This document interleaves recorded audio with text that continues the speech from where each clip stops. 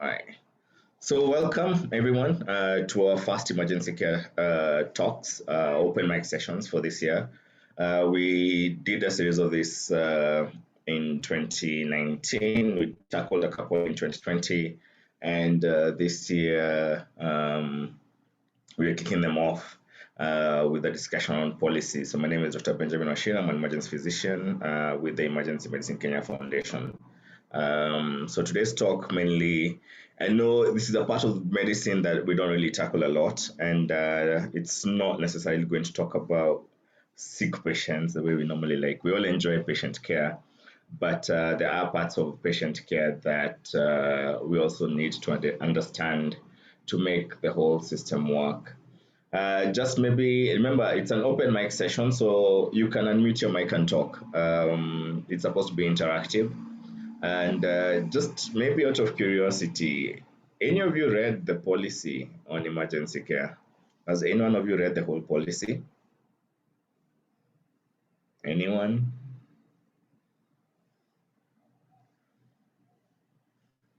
Okay, so clearly no one has read the policy. Yes, and it's a very boring document. We are more like we like reading the emergency medicine part, not necessarily the policy part. But let me kick off this presentation with a video, then we'll discuss from that perspective and see. So this is the policy I'm talking about. So it's a Kenya Emergency Medical Care Policy. It's available. You can get it from our website. So I'll just put the web link there. Oops, sorry, it's gone places. So let me just put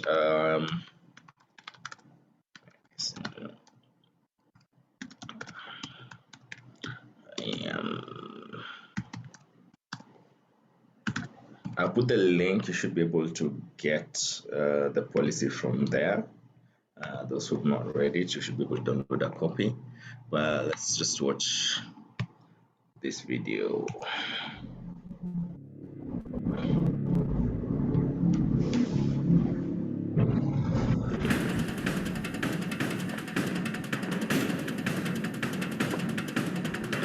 Ngoja.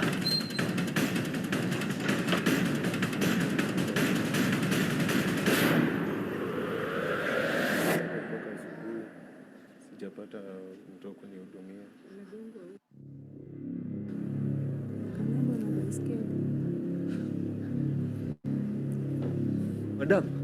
Madam, angalilia mtoto.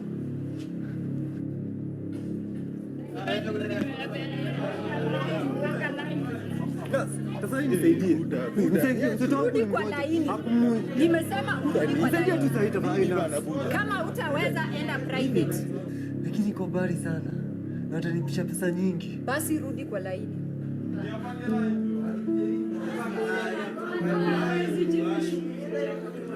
Tafadhali. Nimesema urudi kwa laini.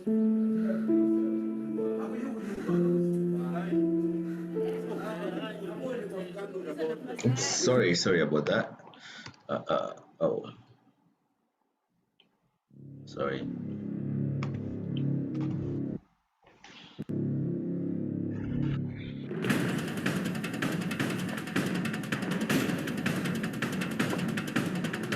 Ngoja.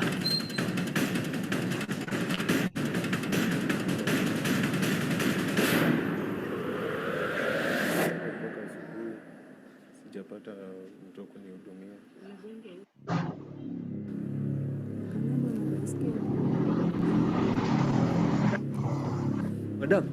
Madam, angalilia mtoto.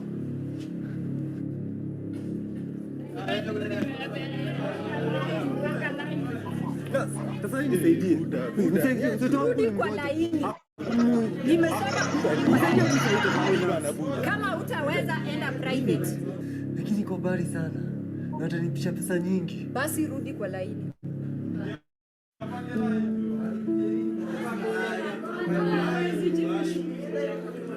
Tafadhali. Nimesema urudi kwa laini.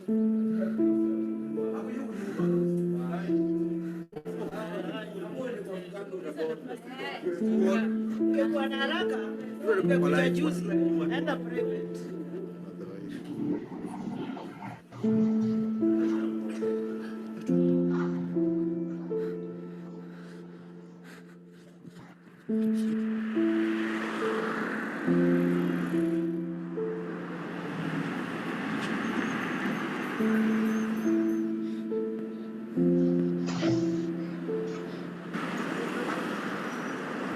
Hello John.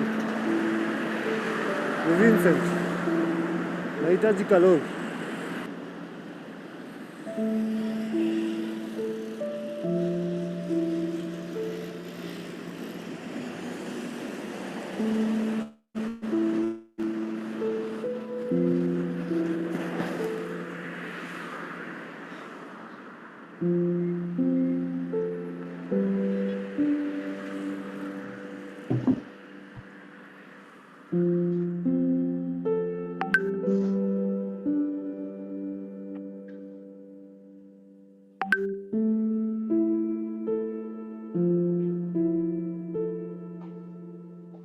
Right.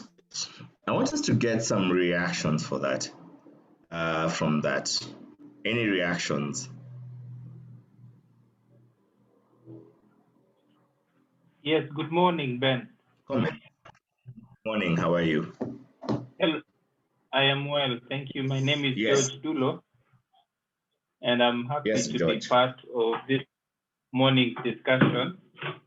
And Yes. yeah, I know this such situations are situations I've encountered before, Okay. and I know it's been also my concern because I'm an emergency nurse.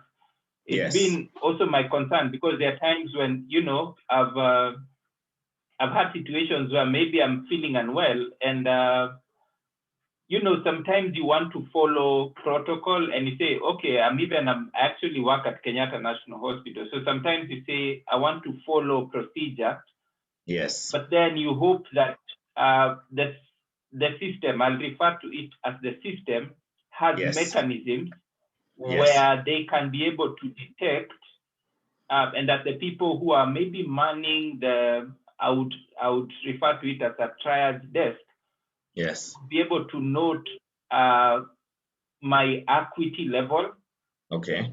and not just my own, because like I think in this case sometimes you're thinking maybe there are people who got to the queue before me who are maybe sicker than I am, and Yes. so you're hoping that the system is fair in a way that it can be able to pick out whoever is sicker than, or whoever needs the most immediate attention, and handle that. And sometimes I think part of our concern also is because again, I've interacted with many patients. How much would this cost? The sicker you feel, does it mean that you have to have more tests done? And is the cover that you have enough to adequately provide whatever resources are needed for the tests that are required to be done? And again, I'll go further, and for a long time, I've not gone to hospital as a result of suffering trauma from an accident. It's something that I'm grateful for. But my concern sometimes would be when you have victims from accidents. I had a situation a long time back where I was traveling from Mombasa by bus, and the bus company that I was using then was called Spanish Bus Company. And when we got somewhere at Eastern Kenya, we discovered that the bus driver of the same bus company who was ahead of us had got involved in a road traffic accident, and his bus rammed onto a lorry, an oncoming lorry, and so he had suffered a fracture of I think it was the right femur, right fibula and tibia. So we got to a place somewhere in Eastern Kenya, I think around Salama, where there was some sort of gridlock. There was a jam. So then we were told that the reason why the jam was there was because the bus right ahead of us was involved in an accident. So because we were from the same bus company, we maneuvered our way to where this bus was, and we got the driver out. Thankfully, again, in the bus I was in, there was a kit, there's a first aid kit, but I discovered that it had been there because it had dust and all these things. So then we managed to get him. We extricated him from the bus where he was and brought him. And I was saying, sometimes you're just praying that, because they asked if there was someone who has health, he's a health professional in the bus, and I can't say I reluctantly, because I was with my colleagues who are traveling, not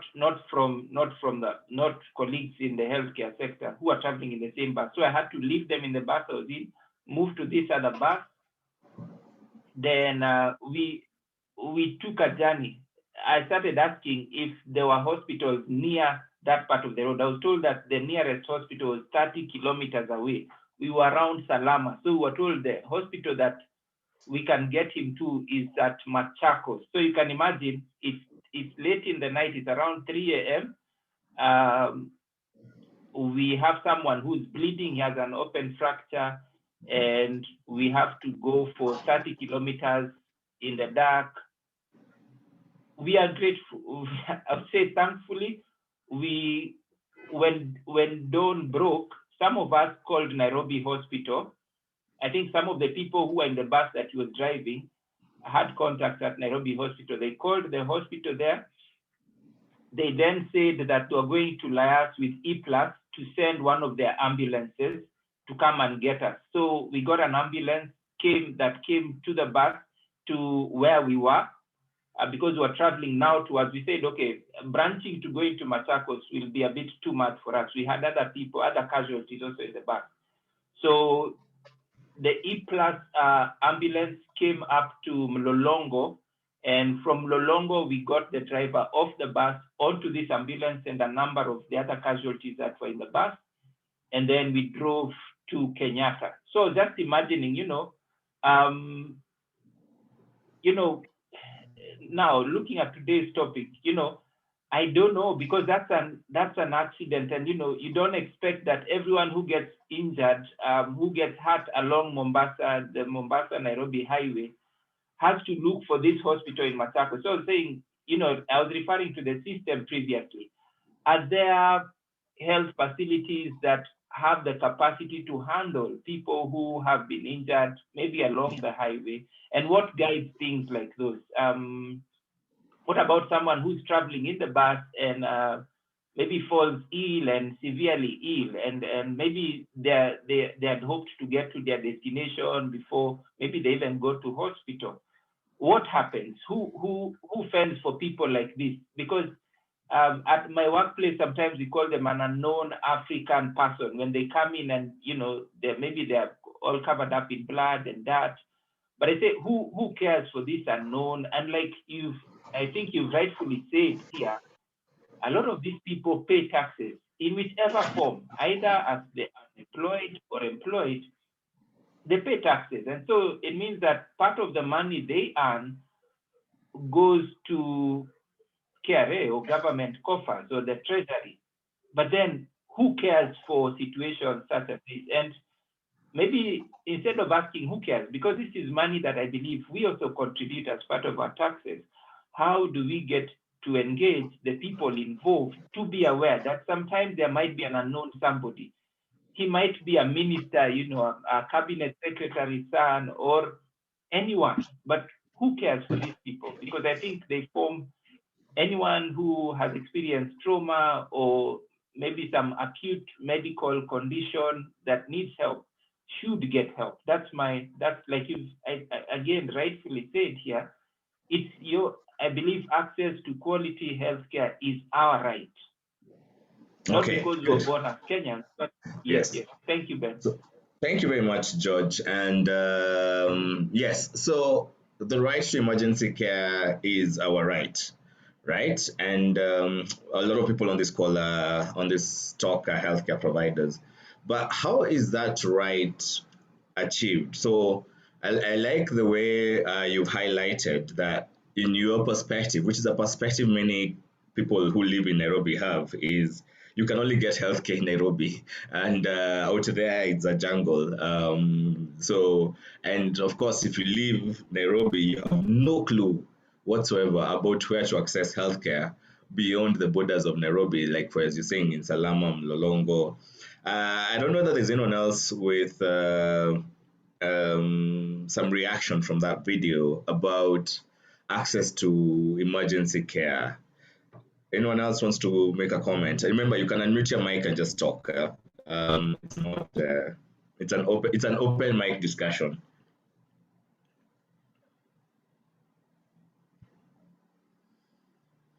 All right. My question is, Yes. Maybe you can say your name so that we know who it is. it's Maureen. Yes, Maureen. Do all hospitals have a triage center, clinics and everything? Because from what I've seen from the video, they don't have a triage place. Everyone is just making a line and you can't prioritize patients according to emergencies. Okay, good. So the question is, do all facilities have a triage? But maybe I'll take a step back. And this is part of why we're having this discussion today is how, when you say do all hospitals have a triage, like who is supposed to make that happen? This is a question to all. Like who is supposed to make sure a hospital has a triage process?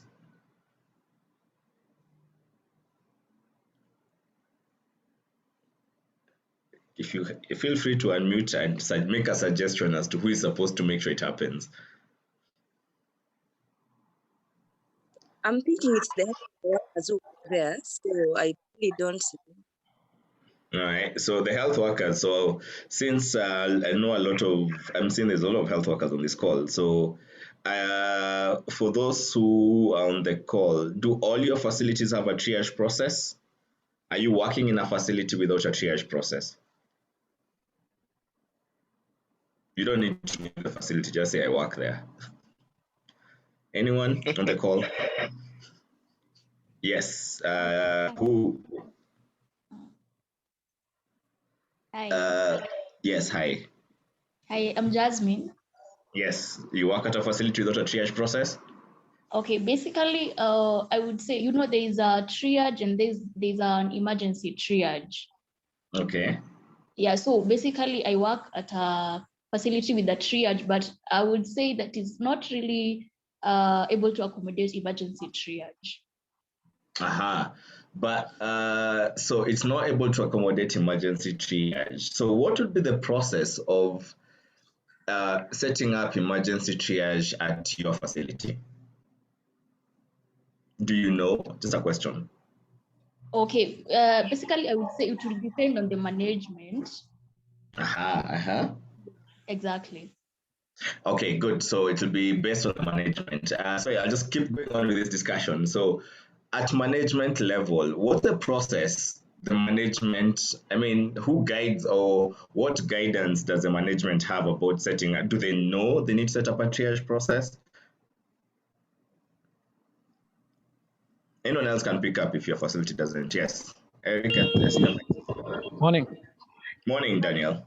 Morning. Okay. I work in a Yes. sub-county hospital Mm-hmm. in a place I can say it's like uko kijiji kabisa. Yes, village. It is a very busy facility Uh-huh. with quite a big shortage. We are like 3 MOs, medical officers. Yes. Nurses, the same, there's shortage. So when it comes to emergency, Yes. honestly, on our side, we don't have an emergency triage center. Like every patient who comes in, Yes. the nurse ako kwa injection room.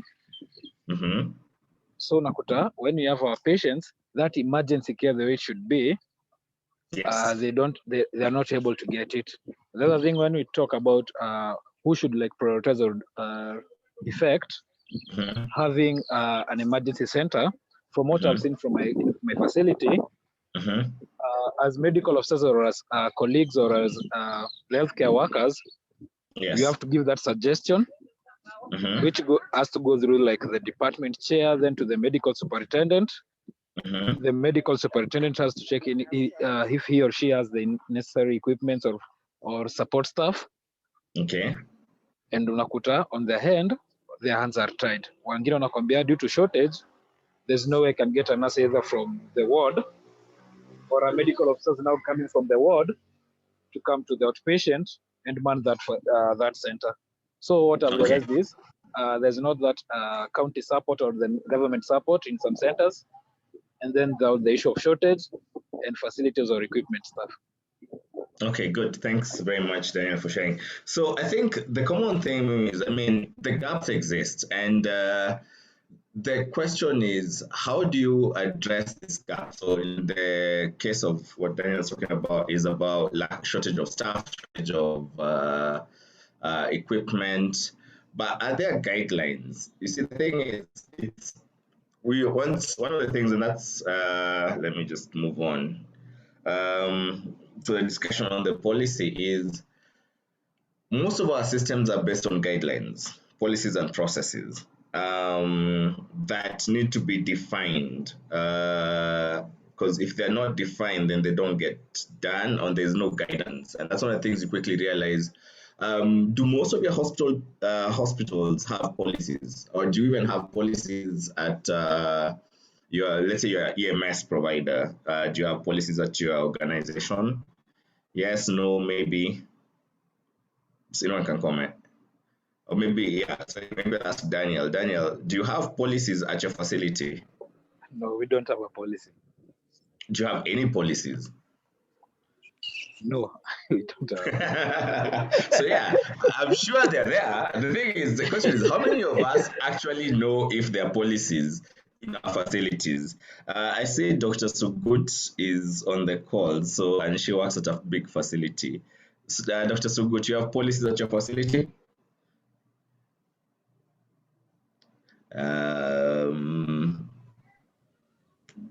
Okay, she's still muted. Anyone else? So, do you know the policies at your facilities? Dr. Washira, Yes, go ahead. this is Eric. Yes, Eric. I work in a county referral hospital. Yes. Apparently, maybe there are policies I may never know. Why would you never know? If they are there, Yes. maybe they are left to correct dust in the offices. They never trickle down to the users on the ground. Okay. The challenges that we have in these big hospitals, Yes. those people who make decisions, Yes. they never involve people on the ground. Okay. So decision making is only made at the top, but it never reaches on the ground. And those people who are working on the ground, they are the ones who should guide people on the top on decision making. However, decision making is left at the top management. But maybe my question back to you, Emergency Eric. triage, Yes. Go ahead. Sorry. Go ahead. emergency triage has never been Yes. invested in most of the government hospitals. Yes. I don't understand. Maybe probably because they don't prioritize some of the things. If you go to some of the private hospitals, mission hospitals, they really bank and they invest on some of the emergency care, simply because that they know this is where life changes. But in the government hospitals, things are totally different. But I'll still take you back on the issue of policy. So, Yes. are we saying that we work at facilities and organizations, for example, EMS, that have no policies? Or you see, the thing is, are we saying there are no policies, not just about emergency care, but about care in general? Do we have policies? Policies, most of the time we don't have them. The reason I'm saying this, Yes. we had an assessment in our facility. Yes. There's a private organization that has been assessing us to gauge the level of quality care. Yes. Apparently, we were rated level 1. Being a county referral hospital, we were rated level 1.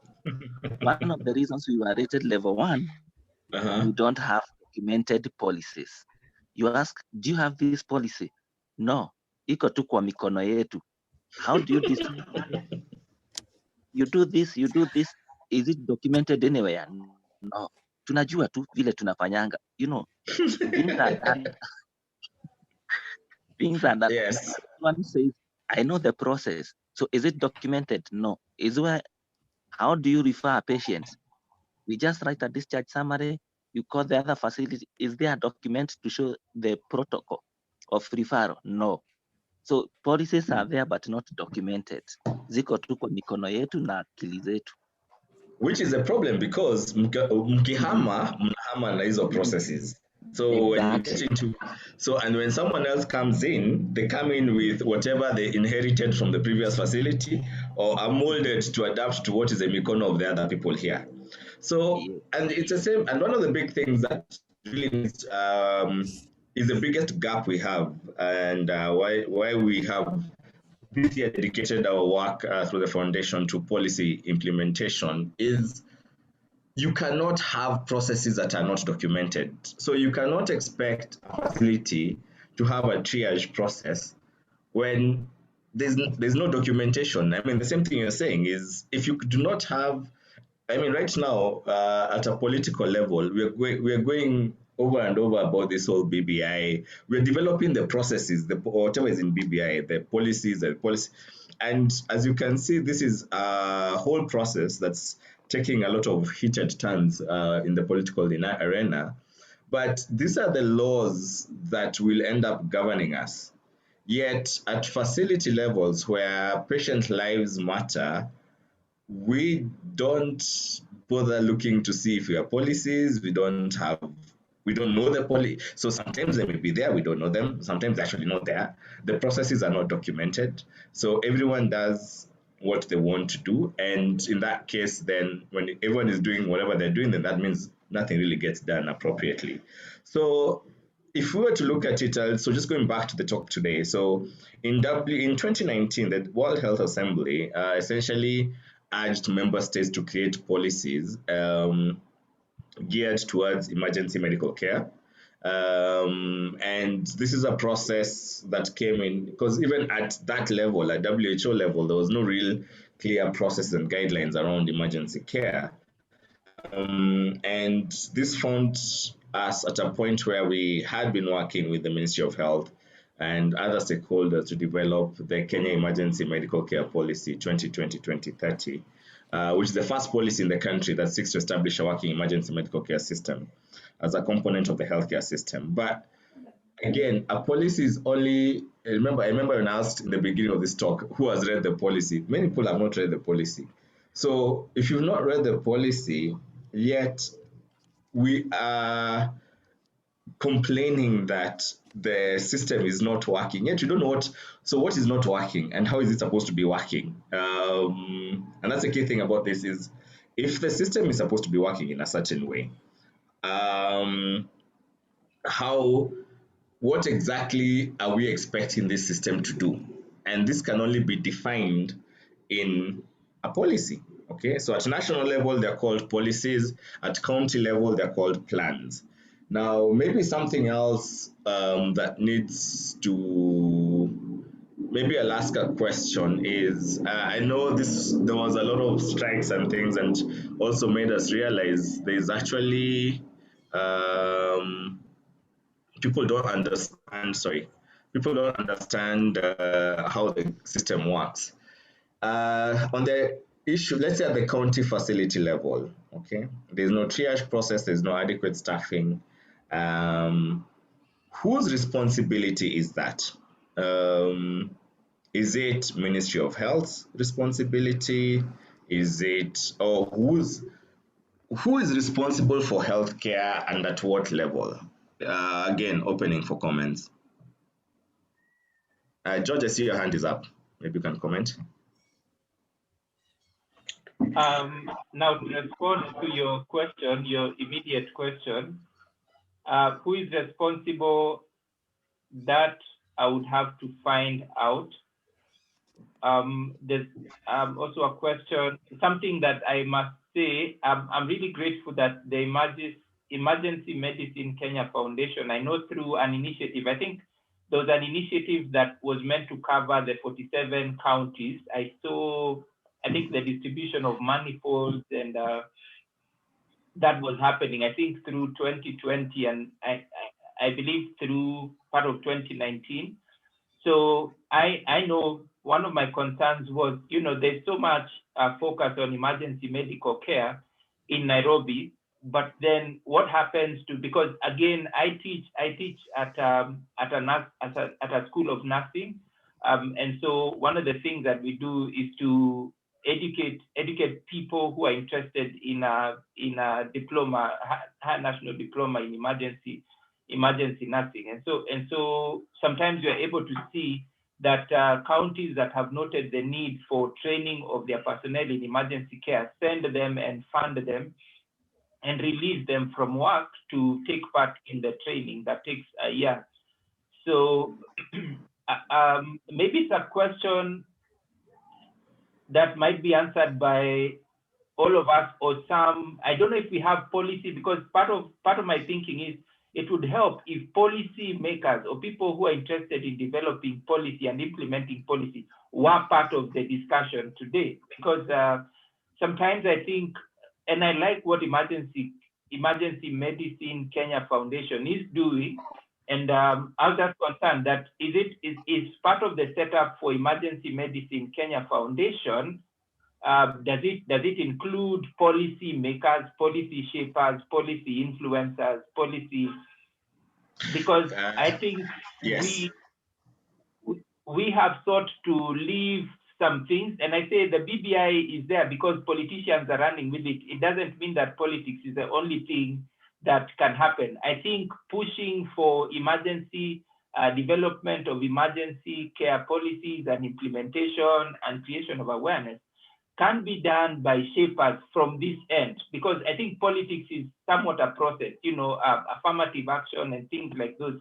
Those are things that can be done not only by. Yes, sorry. Yeah, just maybe to cut you short. Sorry to cut you short. Yes. I want to just get understanding, because I can see which is the same perception a lot of people have, is we are saying, let me ask a question, and I want maybe someone to comment, is who is in charge of implementing emergency medical care policies in Nairobi County? Let me ask, do we know? Who is that responsible person? Or at county level, if you're in a county, then you don't have to mention the county. If you're in a county, who is responsible for implementing emergency medical care in that county? Not the patient, but making sure the whole system works. Hello. Yes. Hello. Can I talk? Yes, go ahead. Yeah. Now you have mentioned our county, that is Nairobi. Felicitas. Yes. And I am the head division of health emergencies and referral services in Nairobi. Yes. The person responsible in implementing the emergency care services is the director of healthcare services in Nairobi County.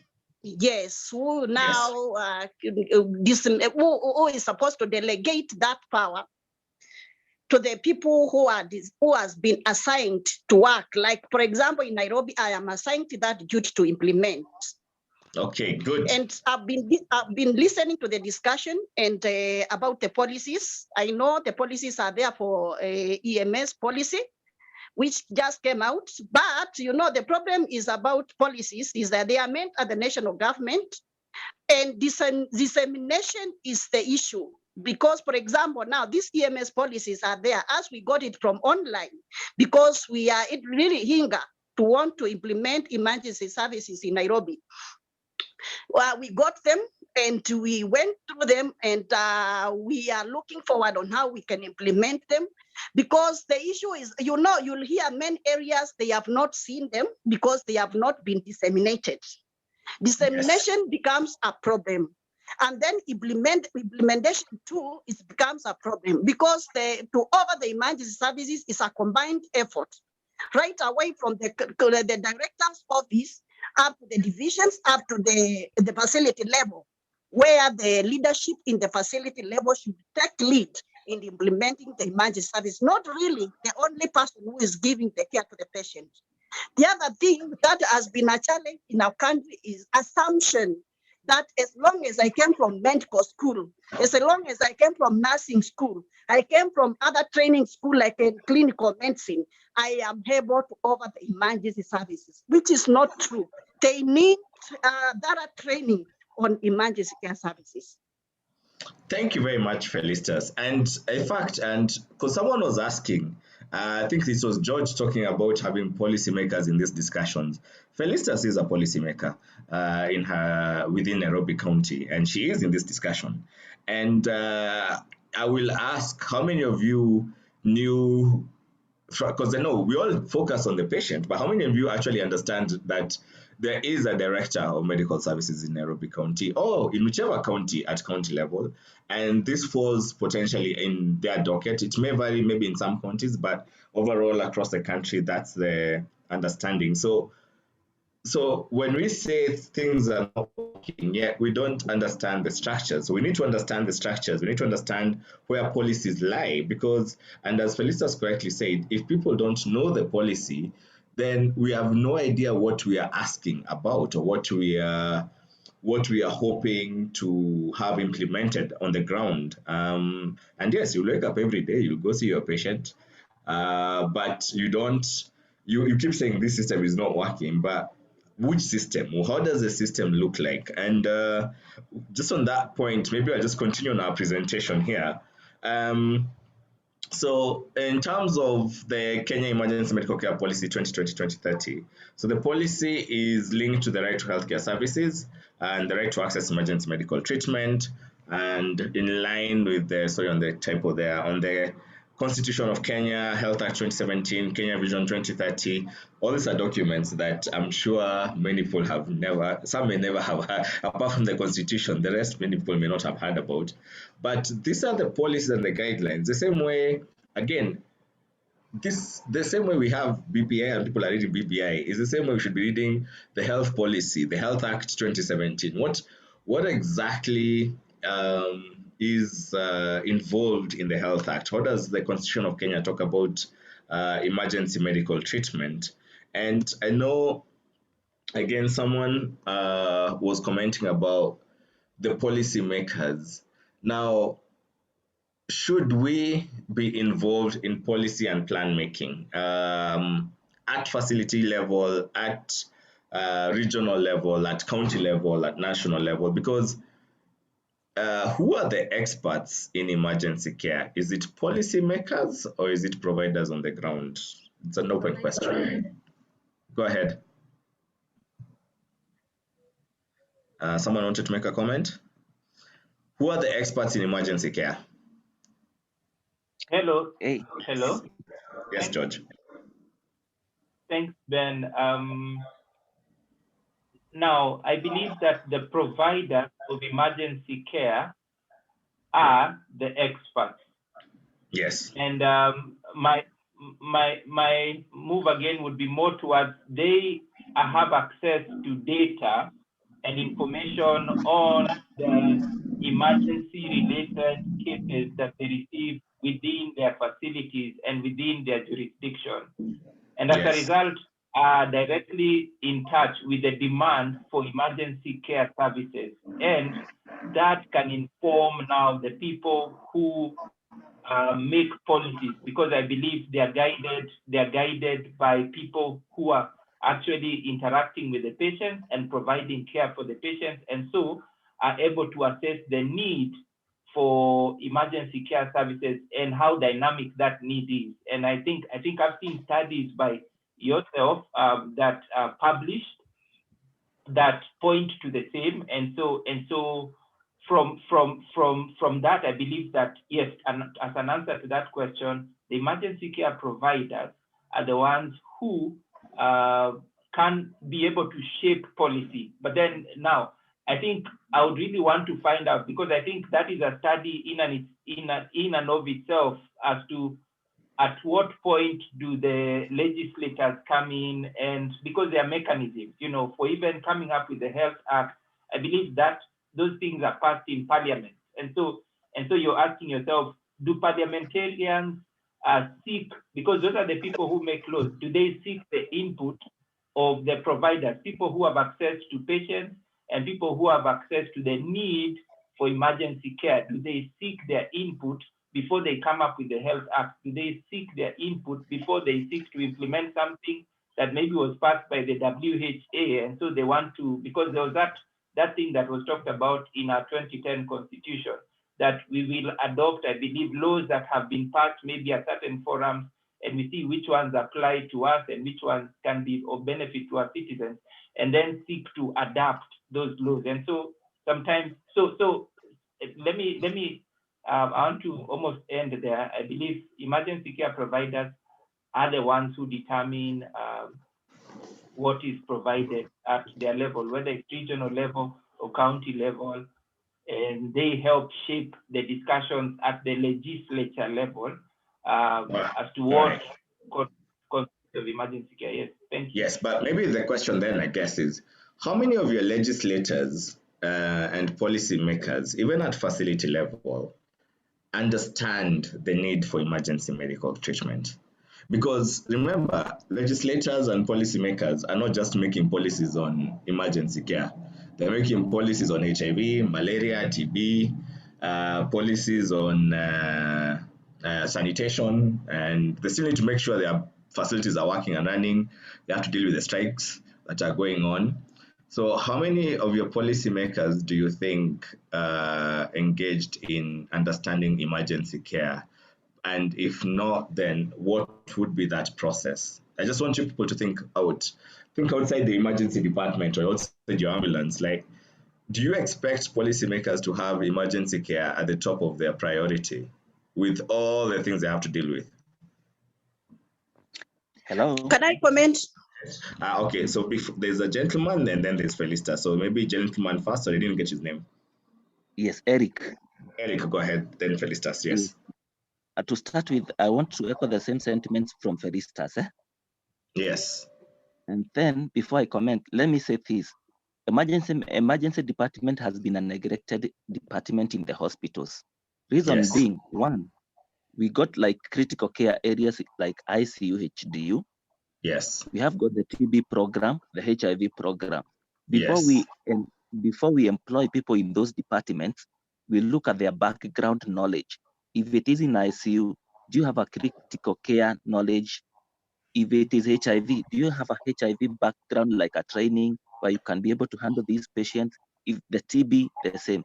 How about emergency department? Newly recruited employees are posted there. No one bothers to know whether they have a background information or knowledge about emergency medicine. We just fill the gap. It's to fill the gap, not to create, not to bring quality services. Two, development of policies is very efficient, very good.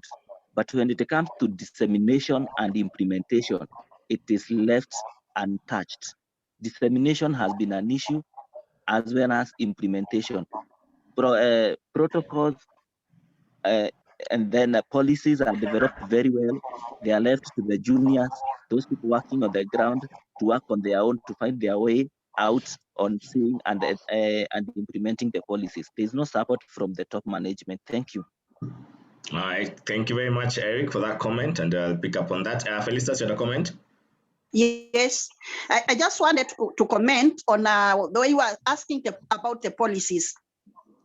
Policies are normally based on the needs, and the needs will come from the community, from the service providers, because they are actually the ones who understand what they are experiencing in this area.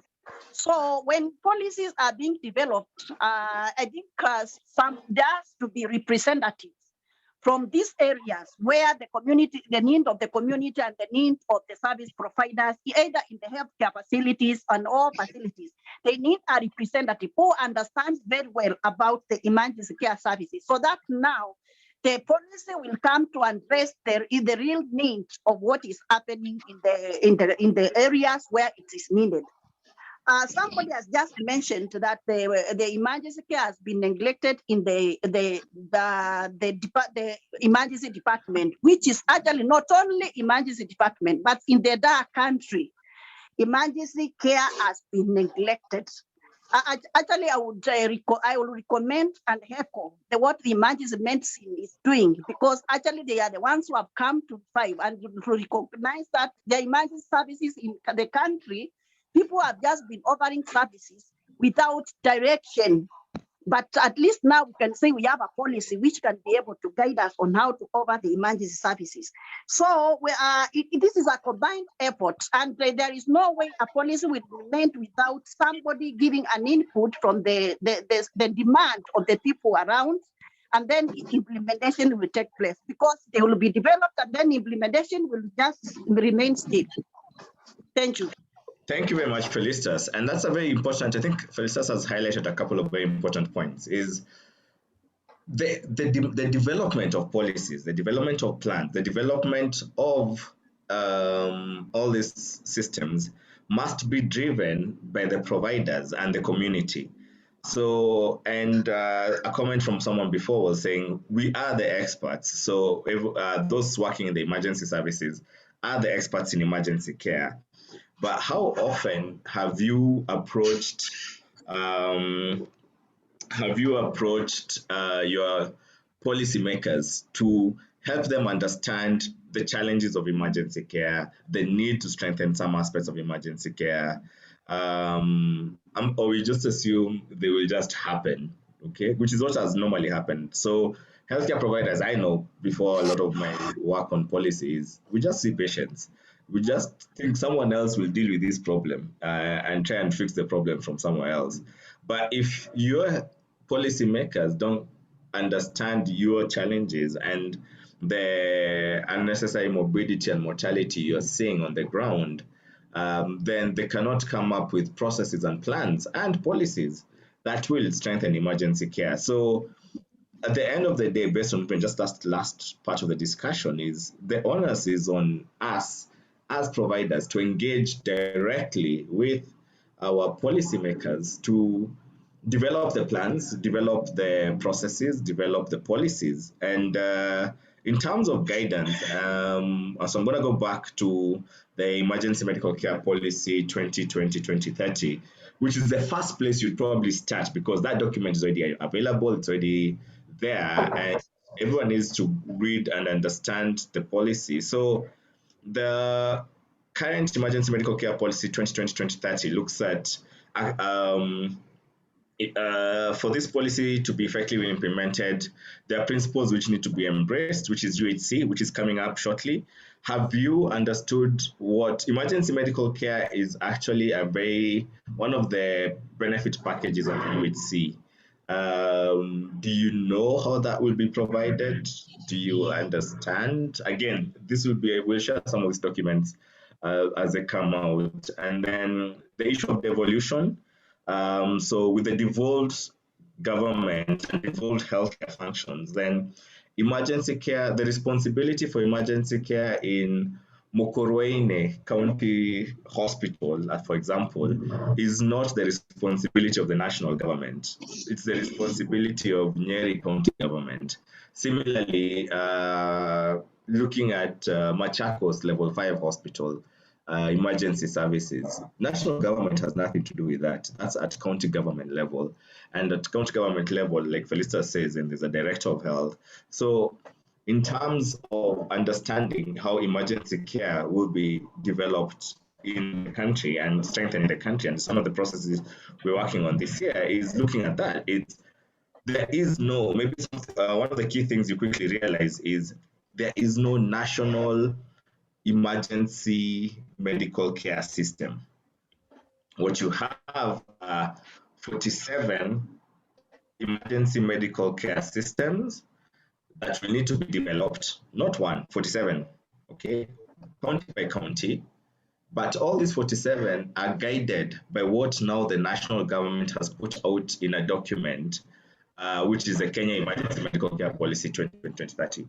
So Ministry of Health does the policy, but the policy then is picked up and tailored at county level so that we have county emergency. So if you're in Nairobi County, the emergency care system doesn't work, that is Nairobi County's responsibility. If you are in Turkana and your emergency, so the growth of emergency care in the country, not thanks to, but because of devolution, is not one solution fits all. It is 47 solutions guided by the national government on this policy that will end up having a system that works.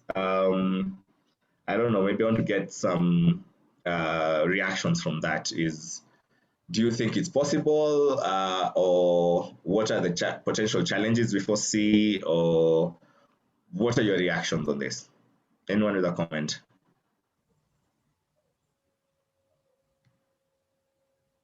Philippa, your hand is up. Go ahead. Hi, Dr. Shia. Thanks for the presentation. So from my understanding, it basically starts with us. And from what I hear from Felicitas is the people involved in policy making might not necessarily, I think our assumption is they know and they don't care. So starting from me, how do I'm assuming I would have to go to the policy maker or the legislator with some data that says that this is a need, maybe just in my center or maybe in my county. So maybe I need to do some research, I'm assuming. What platforms are there that allow us to do any kind of research? Where do we present that research? Who are we speaking to? That's basically my question. If I'm now want to make some changes. Yes. All right. Okay. So anyone wants to react to that comment before I give my take on it? Remember, it's an open mic session. Just put up your, just unmute and talk. Hello, Ben and everyone. This is George Tulo. Yes. Yes. Thank you. Just now, with regards to that, there's something that the Emergency Medicine Kenya Foundation has been doing, which I think is driven many times either by the people who are in Emergency Medicine Kenya Foundation, because I don't know that they are funded. I don't know that in the things that they do. But then I would say we are gradually getting awareness about some of the needs that there are with regards to emergency care and how to meet these needs. And even a session like today, I would say, I don't know if it's funded by any organizations, whether it's the county government but I believe through such forums, then many more people become aware. And like Ben was, I believe, saying, sometimes you want to take care of the patient and imagine that someone else will take care of the other things out there. But yet we are the ones, I think, who have access to the people who need emergency care. So I think that's an understanding of how does the dissemination take place? Because I think dissemination is through different mediums. And so do you need the provider to go out to these places? Because again, I think the nature of our training is such that we are maybe trained to look at patients and the condition and not the political bit, not the awareness bit. And let's say KTN calls for Ben to go and talk about emergency medical care awareness. Sometimes we believe there's a politician or someone who will do that, but yet, you see, we have access to the data, and maybe someone like Ben also knows which politician or whoever is required to do particular things with regards to making policy or influencing policy or shaping policy. So I think there also needs to be an understanding of what role, because I think it evolves, as I've said in our chat, on the chat section, it evolves from a needs-based, because that may be research-based, it may be evidence-based sort of assessment, to now where you're now seeing the policy that is a legislative process. And so maybe an understanding of what is involved in when you're moving from one end to the other end, and then moving from, okay, now there's policy to dissemination. There needs to be an understanding of are we the ones to be involved? Is it the people who, because I think medical care is best advertised by the people who have benefited from the care. So if there's a patient who maybe had an accident and they were attended to, and I know a lot of the politicians, and even we've had politicians pass on. I think the governor, was it governor or deputy governor was it Nyeri or passed on after a road traffic accident somewhere on a highway. And, a lot of things were highlighted about what should have been done right, and I think maybe seizing on, not taking advantage, but seizing in situations like those and using them to highlight the need for, and even the video, is it 18 hours? Sharing those with people at those different levels, I think will help in the dissemination. But again, I'm as open as the rest of us are to learning more ways of making people aware about emergency medical care. Thank you very much. All right, thank you, George. I think on the issue, on the discussion, on the comment about data that Philippa brought out, data is what you do every day. Data is what you see. You've managed, you work in a facility and you've managed multiple trauma victims from bus crashes. They've come in, you've had no resources, you've not had a process in place. They were brought in by Good Samaritans in all means and ways. You've worked in a facility. Right now we have had COVID, and pretty much everyone was just showing up in your department, huffing and puffing, and you don't have a process, you don't have a way, and you're doing your best. So the thing is, the thing about people who work in emergency care systems is you're always trying to do your best to keep the patient alive. And you keep getting really fatigued, really burnt out, not really looking at how do we do this better. So in terms of data, you actually have the data because you go to work every day. That's where the data comes from. But in terms of where do you talk to these people? Where do you meet these people? The first thing, and the most important part is understanding who are these people.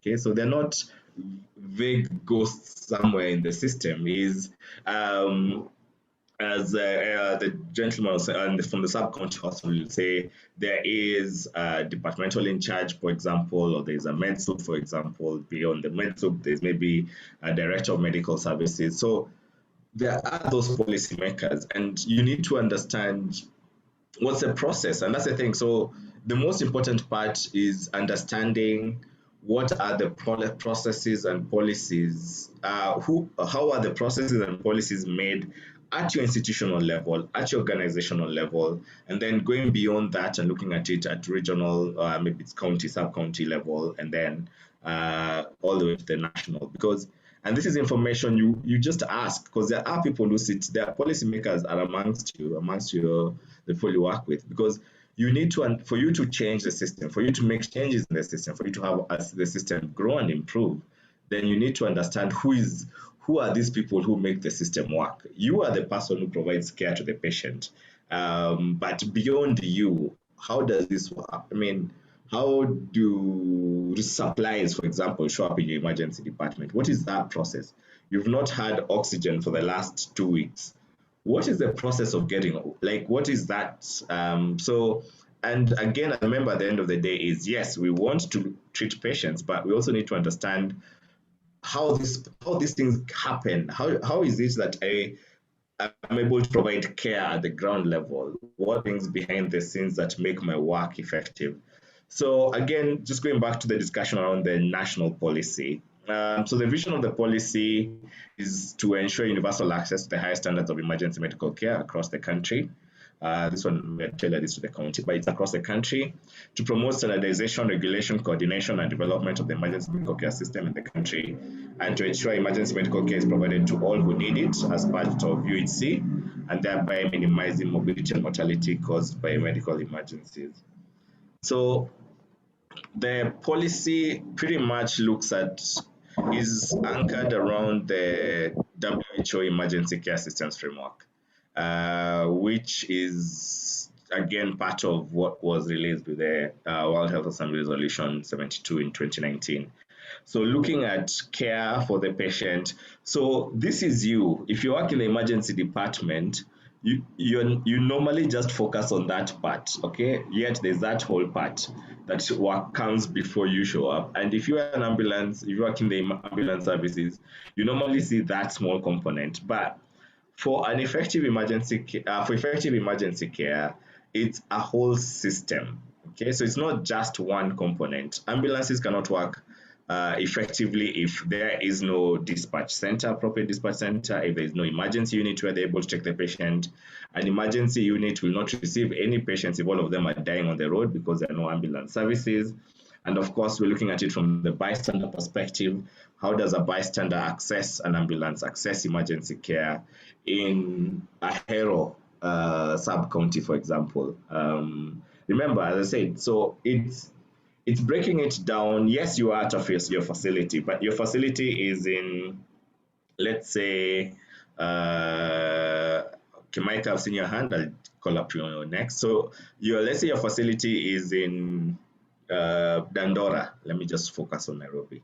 So, if your facility is in Dandora, or how does your patient is sick in Dandora, how do they get to an emergency center? What is that process? How does that process look like? How did this patient get to me today if you're working at the facility? What is the process before they get to me? Micah, you had your hand up. Go ahead. Okay, thank you very much. Again, my Yes. name is Micah. I'm calling in from Nigeria. I'm a paramedic. I just wanted to point some things out. And the last person that spoke, I loved his concept of speaking. Now, I think there is a difference between a clinician and a policymaker. I mean, as an emergency medicine provider, if you have ever tried making policies, you find out that there's a lot of difference between patient care and policy making. So it's actually better where people that have understanding about emergency medicine makes this policy. It's not something we expect everybody that has treated a patient in an emergency situation to come up with a policy. But what we have in our system in Africa, it's not just in Kenya, in Africa. For example, as yesterday, the Minister for Health in Nigeria launched the National Emergency Medical Service and Ambulance Service Scheme in Nigeria, and they wanted to start out, and they want to start something up. Now, one thing that's very common in Africa is writing down policies without implementation. So what happened yesterday, a policy was launched, and this same policy was launched in 2018. The same policy was launched in 2015, and the same policy was launched in 2014. So the question is, every 2 years, they come up and launch a policy without a plan to achieve it. Now, one of the problem I think they have is people just come up with ideas that they go online, browse some things out without particular knowledge about emergency medicine and say, oh, we can start emergency medicine, we should start emergency medicine, or we should start emergency care, and write out, copy and paste something from the US or the UK or Canada and just change the logo and say Nigeria or and say Kenya. And they say, oh, we have launched an emergency medicine policy and expect people to just implement it. Now, you're talking about implementing emergency care. What if in my facility, I create a triage area, I have my emergency nurses, my emergency care physicians, I have my ambulance services running? Who is going to fund this emergency care? So when patients come in, I want to first ask them, who is paying for this, or how are we going to get supplies? So if we use the first set of emergency supplies, how do we get renewal of supply? So emergency care, it's not just about writing down the policy of emergency care. We should also look at implementation. Universal health coverage is something that we must talk about. So you first talk about how does every citizen get universal health coverage? When we have a coverage system that says, oh, when a patient comes in, there's a scheme there on, like this is an emergency care and this is how we get reimbursed. I think we can start from somewhere. The problem with Africa is we really do not seek the opinion of experts in field before starting up something. So we just come up and say, oh, this person is a cousin or brother to the minister. If he brings an idea, the minister likes it, and the minister says, okay, do something. But there's no expert. So you're creating a triage area or a resuscitation room that is just a 2x2 room that only one person can come into. But I mean, if you have spoken to an expert, you would have an understanding of this is how a resuscitation room should be. You're creating a policy that is well written, but you don't have an idea of how to start up. Again, we talked about post of I believe there's something we always say: when there is darkness, we should light the candle. I believe we can start implementing policies in our facilities, but without the backing of the people that release the money, the funds, policies, we can just try to implement something for a week and find out that we can't continue it. So the government backing or the government's effort is very important in every in every stage of this policy implementation. In Kenya, you're having the same problem. In Nigeria, our problem is actually far worse. We do a lot of talk on TV, on air, but actually getting the things done is very. Emergency healthcare service in Nigeria is zero. We have an emergency number. You call the number and you don't have a way to get ambulances. So you get the citizens involved. There's an emergency number. They need to reach the 112 number and they call it the first time and they tell you, I'm sorry, we don't have ambulances in your area. They call it the second time, I'm sorry, we don't have ambulances in your area. The next time, they're not going to call the ambulance number. So you have created a scheme that looks, but you have not empowered that scheme. So I think, I believe most of these things is more of the African problem, where people that actually makes this policy have little or no understanding about how these policies should be actualized. Then the people that has understanding about how these policies should be actualized, that's me and you in the emergency healthcare field, we have little or no backing financially to fund these policies. You create a triage zone, but you have very few persons to do the triage in the triage zone. So they are in Africa, I don't know how it runs in Kenya, you don't determine who gets employed in your facility. So there's a system of the medical director, the Ministry of Health that sends persons, that employs people and send them down. But I see no reason why you're employing an ophthalmic nurse to work in the emergency room. It takes a longer time to explain the whole concept of triage to an ophthalmic nurse. Or you're employing a midwife to work in the ICU. It takes a longer time to explain the whole concept of critical care to these persons. So it's really a system problem that we can try to work hand in hand to correct. But in Africa, it takes a lot to correct most of these things. We've been trying to set up emergency medicine in Nigeria. Every day they tell you we need emergency medicine program. We need emergency medicine program. But the system doesn't want to do what it takes to start up this program in Nigeria. So it's basically frustrates people that are interested in getting these things done. You're running an emergency room, you have very little access to an ECG machine, and they tell you there's no fund to get an ECG machine, but the next moment you turn your eyes, there's a new vehicle in the hospital. Thank you very much. Sorry. So I think I just wanted to add something on what Mika has said. Yes.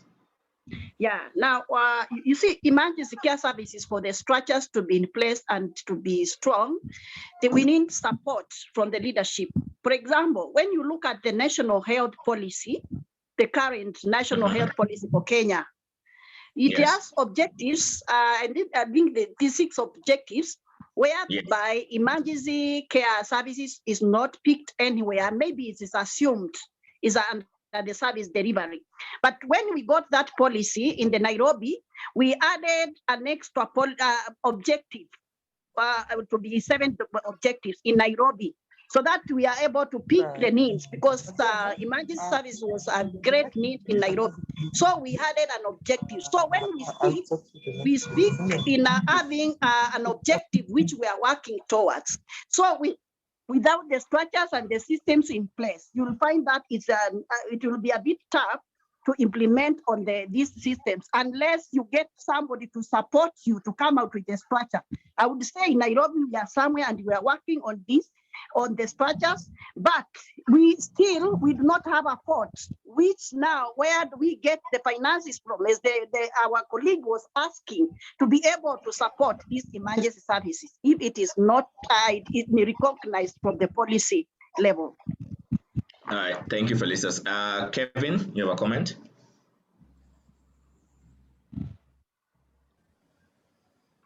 Kevin Osaseri. Okay, yes, go ahead, Kevin. To mute my mic. We can't hear. Yes, go ahead. I have another approach to the policy making. Now, okay. Not all about making a policy. Now we have different regions. Sorry, I'm Kevin Sasari from Nigeria. So I'm a paramedic. So we have different regions or states or countries at in that year of Kenya. Now, this country they speak different tribes, different languages. Like in Nigeria, when you go to the west, you have the Yoruba. You come to the south, you have a mixed group of Guinea, Kalahari, and the rest. When you go to the Kevin, I'm struggling to hear you. I don't know. Maybe do you want maybe to type on the chat? Sorry. can you hear me now? Yes, much better. Okay. So when we make policies, we should try to understand that there are different regions that these policies are being made for, and these policies should adapt to each region. Now, if you make a policy that an ambulance you get to a particular place within within 5 minutes, what about a region that has high traffic? Now, when they call for an ambulance, how do this ambulance get there? If you give them a maximum time of 5 minutes to get there, and you know the traffic there is much, how do you expect them to get there? So we should make policies that are adaptive to regions and should not be out of scope from the federal policy. Now, for example, in the US, when they make policy, they make a federal policy, then they draw out a regional policy for each county. Now, maybe a federal policy can say give paracetamol 900, start dose 900 milligrams. Now, this county might say, okay, because our weather or temperature is quite different, let's adapt to 600, not too far from the federal government policy. Now they have to give backing to this. Then again, if we make making policies like in Nigeria, making policies. We are losing you again, Kevin. Oh, But my network. Can you hear it's me okay, now? don't worry. But I think we've gotten and that's actually one of the things that's very important. So there are a couple of things that have come up in this discussion, and that a lot you learn a lot when you're discussing policies. So the first thing, just picking on Kevin's last comment, is yes, like in the Kenyan setting, the national government has come up with a national policy on emergency medical care. But this is an overarching policy, okay, that needs to be customized at county level. So you cannot pick up the national policy and just say, we are going to do this in my county like this. Okay, the same thing Felicitas has said, they identified in Nairobi County, there was a gap in objectives. They added one additional objective. We'll go through some of those objectives. So there's policy level that at national level, then there's policy level at county level in our setting, and that sounds like the same process at in Nigeria. But similarly, it needs still to go further lower. Is how does the Kenya National Emergency Medical Care Policy work in your facility? What exactly in that policy addresses your facility? Does your facility have you looked at the policy and developed a facility-based policy or an organizational-based policy where you're talking about EMS services? Because remember, the policies have to trickle down to, we normally in our Kenyan setting will say it trickle down to Anjiko, okay, or now the lower person on the ground. It's you cannot expect the national government to develop a policy for your Kijiji facility there. I mean, they developed a policy on the concept of the national government, on the concept of Kenya as a country, and Kenya of for 50 plus, is it 50 million or 40 million, whatever number we are. But and that's where you need to also understand about policies. Policies are not made to be a one size fits all, because at national government, they were not really considering XYZ sub county hospital. They were focusing on national government, on Kenya as a country. Similarly, when you go to so there's a need now to look at that policy, the national policy. how does that look like in Nairobi County, for example? How does that look like in Mombasa County? And develop a plan at that level.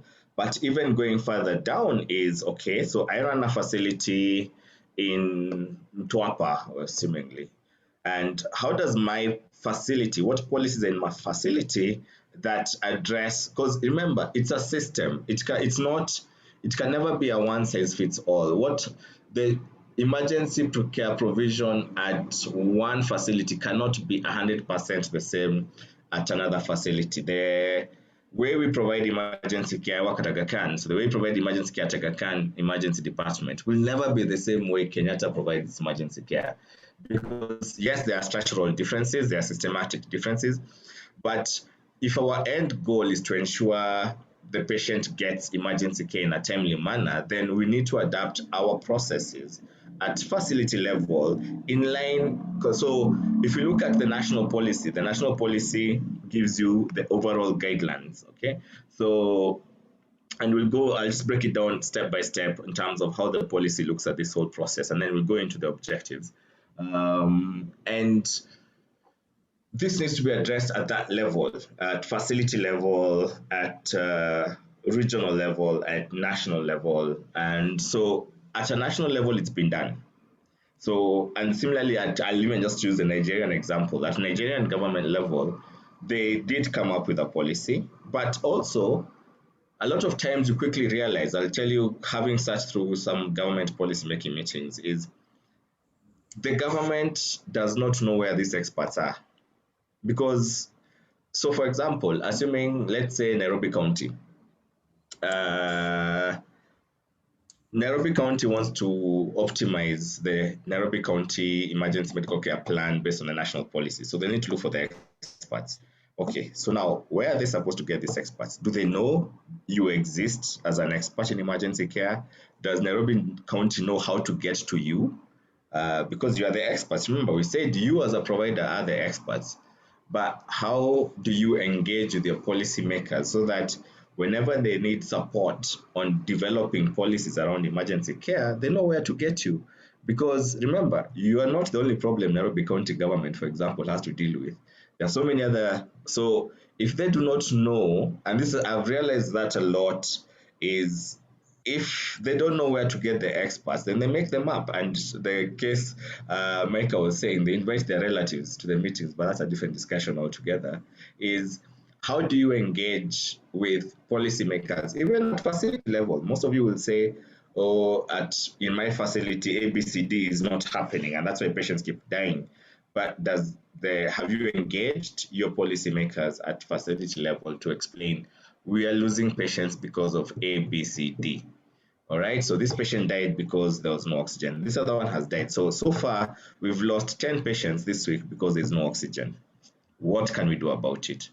And that's where this all comes along and becomes a discussion. So there are a lot of concepts when you're looking at trying to understand policy. So it's not that easy, and that's the other thing you realize quickly. It's not an easy process because in any situation, remember, emergency care is part of a bigger system, and there are always competing interests, especially when finances are involved. So how do you negotiate your case to get your supplies sorted? And because that influences, of course, your care. But maternity, they want ABCD provided because mothers are dying. Pediatrics want ABCD provided because kids are dying. Surgery, so far they've lost 2 patients because, I don't know, sutures disappeared or something. So all these problems still come up to the policy level, at the facility level, and there has to be an understanding of what should we prioritize and to make things. But if they do not understand what your priority needs are, then they provide the surgery staff, the maternity staff. Yeah. So the whole emergency care system framework by WHO looks at multiple aspects, and this is also addressed in the policy, the national policy. In terms of bystander response, how do we increase bystander response? So those are normally the people on the ground. How do people access an ambulance? Do we have an ambulance access number? I know many service providers, for example, ambulances exist, and they have a number to call. But as an organization, how do you? And sadly, most of them are private, but some also are county. And we've experienced this situation even at county level. Is yes, the county has ambulances, brilliant, well done. But how does the public? And there's a number to call, but how does the public end up knowing this number? So, and if the public does not know the number, I'll tell you, Nairobi County has a toll-free ambulance access number. But how many people know that number exists? Have you tried to find out it exists? Or from a provider, from a user perspective, have you inquired if one exists? But also from a provider perspective, has the ambulance number been disseminated to the public for them to have to know the number exists? So there are those concepts both ways that need to be understood, because if you don't inquire, then you will never you won't know there's a number. But even also the providers don't provide the number in public domain, then people won't know what number to call. In terms of do we have dispatch centers? So so do we have dispatch centers in Nairobi? I know, again, Nairobi County has a dispatch center. We have actually, so as I said, one of the work we're doing in the county level is looking at each county, addressing all these concepts at county level. And many counties actually have dispatch centers. We're impressed. So far, we know Kisumu has a dispatch center, Machakos has a dispatch center, Nyeri has a dispatch center. So, but as healthcare, do you know that whole system? So, as I said, most of the time, as providers, we only know that component of the system or that component of the system, not really the whole system. So, as a person in the emergency care field, you need to understand the whole system, not just your small component. I don't know, any reactions? I don't like talking continuously for long because I feel like I may be losing people who may have very important things to say. Any reactions so far, or any discussions, questions? Yes, let me give my inputs. Yes, Eric. There's a big difference between when it comes to private institutions versus the government institutions. Okay. In the government institution, there's a bigger animal than the elephant called the procurement system. Yes.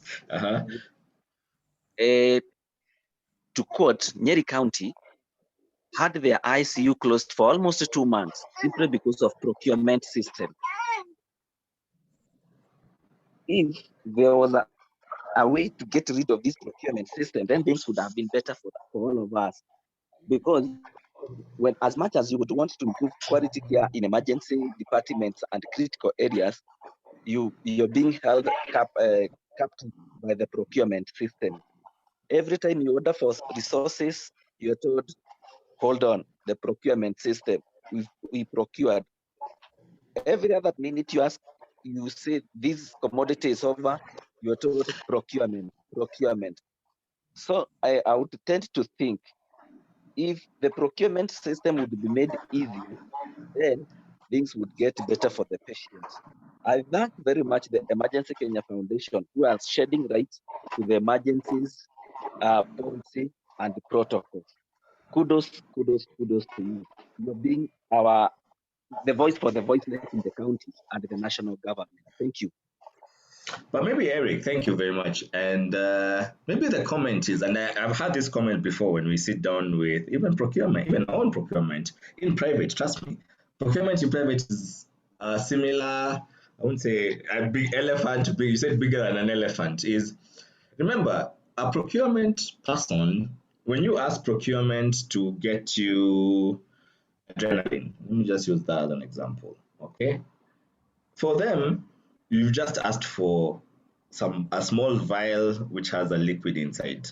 That's all you need. Sio mtangoja tu. See, I mean, there are so many other vials of things that I need to order. What is, I mean, adrenaline. But do your procurement people, have you had discussions with your procurement people for them to understand why this becomes important? Why, if you do not procure for me adrenaline, your relative who came here to the hospital last week, next time he comes here, he may die because I do not have that adrenaline. This is what adrenaline does. This is how it keeps people alive. So it's up to us. For us, we always, I mean, I'll tell you, I have fought to get simple things like, okay, it's simple, but a ventilator in the department. But at procurement, they're like, this ventilator is 3 million shillings. And you want us to spend 3 million shillings. Why? Why do you want us to spend 3 million? I mean, I have so many other things that 3 million shillings can buy that a ventilator, it's not that. I mean, you've existed without one for so long. I mean, we can continue living without one.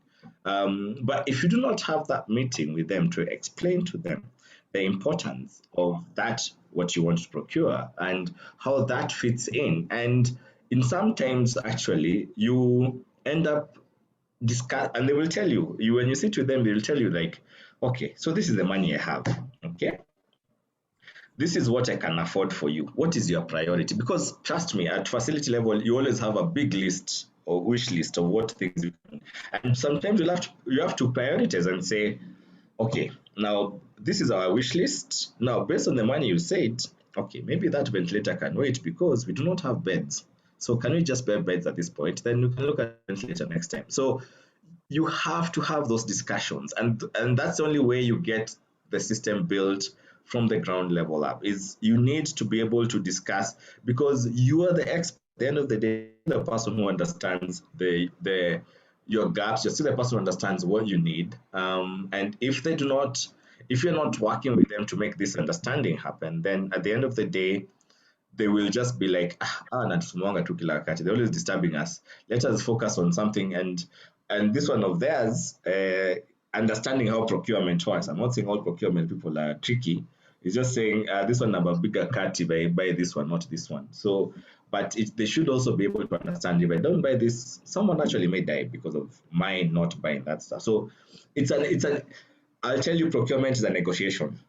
It's always even with your bosses, it's always a negotiation when it comes to money. It will never be, there's no day I've written, and I work in a facility that potentially has the resources. It's always a struggle because you have to justify. There's no big pot of gold, and that's what now where you as providers come in is you understand the system, you understand the process, but you must also understand that procurement process. Where is the gap? What exactly Dr. is? Mshira, Yes, go ahead, Eric. yes, let me shed some light on this. Yes, When it comes to the county government, yes, they get funded from the national government, then the money trickles to the county government. Unlike in other facilities, the private hospitals who generate their own income and they don't wait for yes, funding from the government. So yes, as much as I would want to talk to the procurement system, they will always the ball will always keep on rolling. We don't have money. We don't have money. We are waiting for the government to disband the money. So to them, they have and they see the sense of your priorities, but they are also tied. We don't have money. How do we get to the supplier? We can't be able to procure this. We don't have money. When you go to the higher offices, hatujapewa pesa, the county government laments. The national government has not disbursed money. Unlike those yes, other hospitals that generate their own income, early this month we went for a benchmarking to one of the private hospitals in Nairobi, yes, yes, and their system is very efficient. Reason being, they generate their own money, they budget for the same money.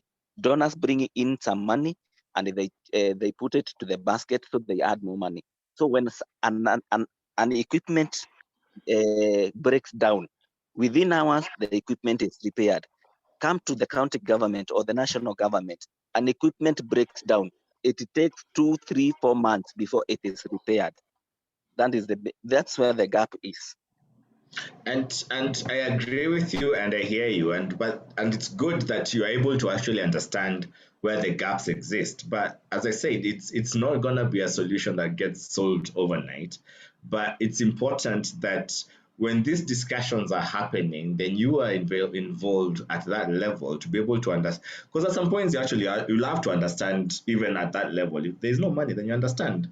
But when the money becomes available, then what are we gonna do to make sure things are available then? And how do we also make sure that the funds continuously come in. But again, funding is something that you will never solve holistically at most multiple levels. But the important part is to make sure that as you're looking at your plan, as you're looking at the emergency care plan at facility level, in your emergency, so you want triage. So what would be the processes that I would need to put in place to have triage happen? Okay, what is the funding required for this triage? How can I convince these people to make sure there's always funding available for triage?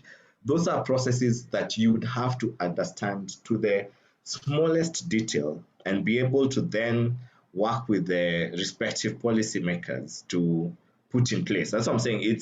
It's we'll always say that things are not working, and well, most of the time potentially are not, but we also need to understand why they are not working and what are the potential solutions that we have. So I quickly want to go through this plan and based on the national plan and look at all the components, and then we go through the objectives of the plan and pick up from there. So in terms of ambulance access numbers, dispatch centers, we've gone through that. So in terms of a dispatch center, how your dispatch centers is a number 24/7, it's a single number, it's a public awareness, that's a key thing. Issues of short code and toll free, okay, become important. In terms of dispatch center, is your dispatch center well equipped? So these are for this is a part for those ones who are working, because there are people in the call on this talk who are working for organizations that run ambulance services. How are your own services running? Are they meeting whatever is prescribed at national level? And how are you working to tailor them to meet what national level standards would be? Because like if you're talking about so let's just go back to the number. Do you have an ambulance access number? Is it available 24/7? Is it a single number? Does the public know of your number? Because that's the requirement now. That is, the public must know. Even if it's a number that people need to pay for, I always find it tricky that people always assume Kenyan public cannot pay.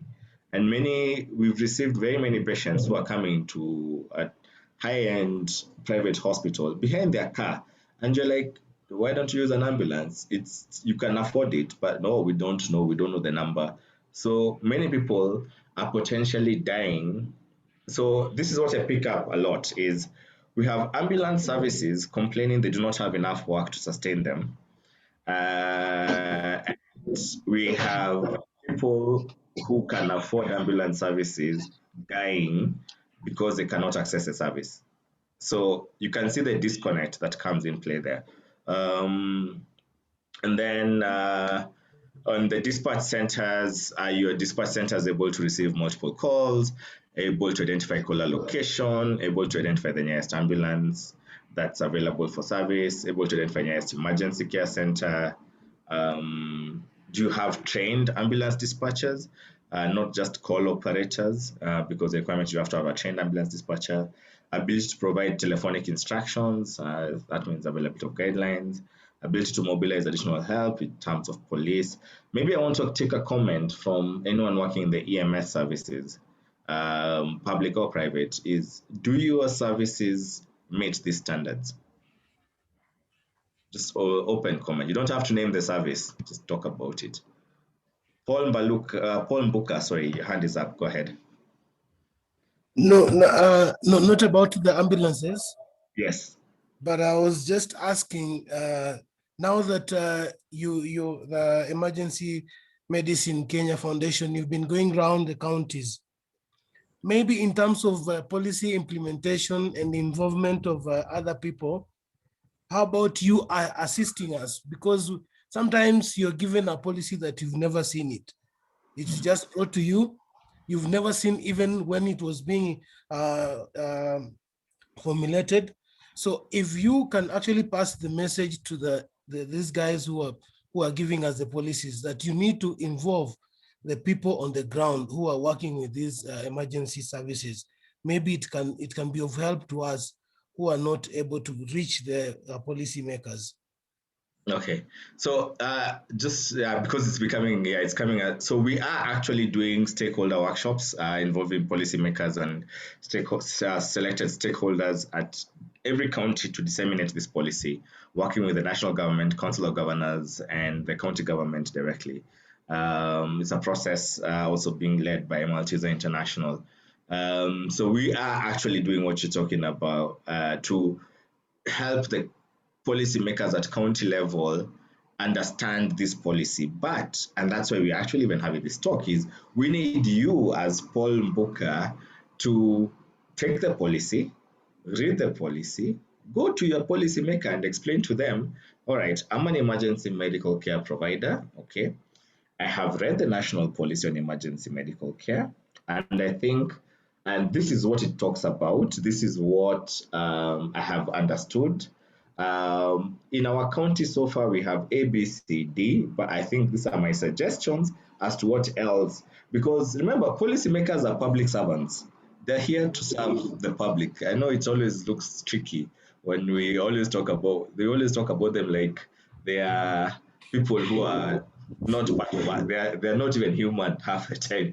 But policymakers are part and at facility level. I mean, I know you have departmental meetings, organizational meetings. You should be able to say, we have a policy on emergency medical care. This is what I have understood on that policy because you are an expert. And these are the things I think we can address at our level to try and align our services with the national policy, or if then at county level, at the county plan. So that would be my take on that, Paul. So it still comes back to you. Stephen, your hand is up. Stephen, can we see? All right, go ahead, Stephen. We can't hear you if you're talking. Okay. No, can't hear you. All right.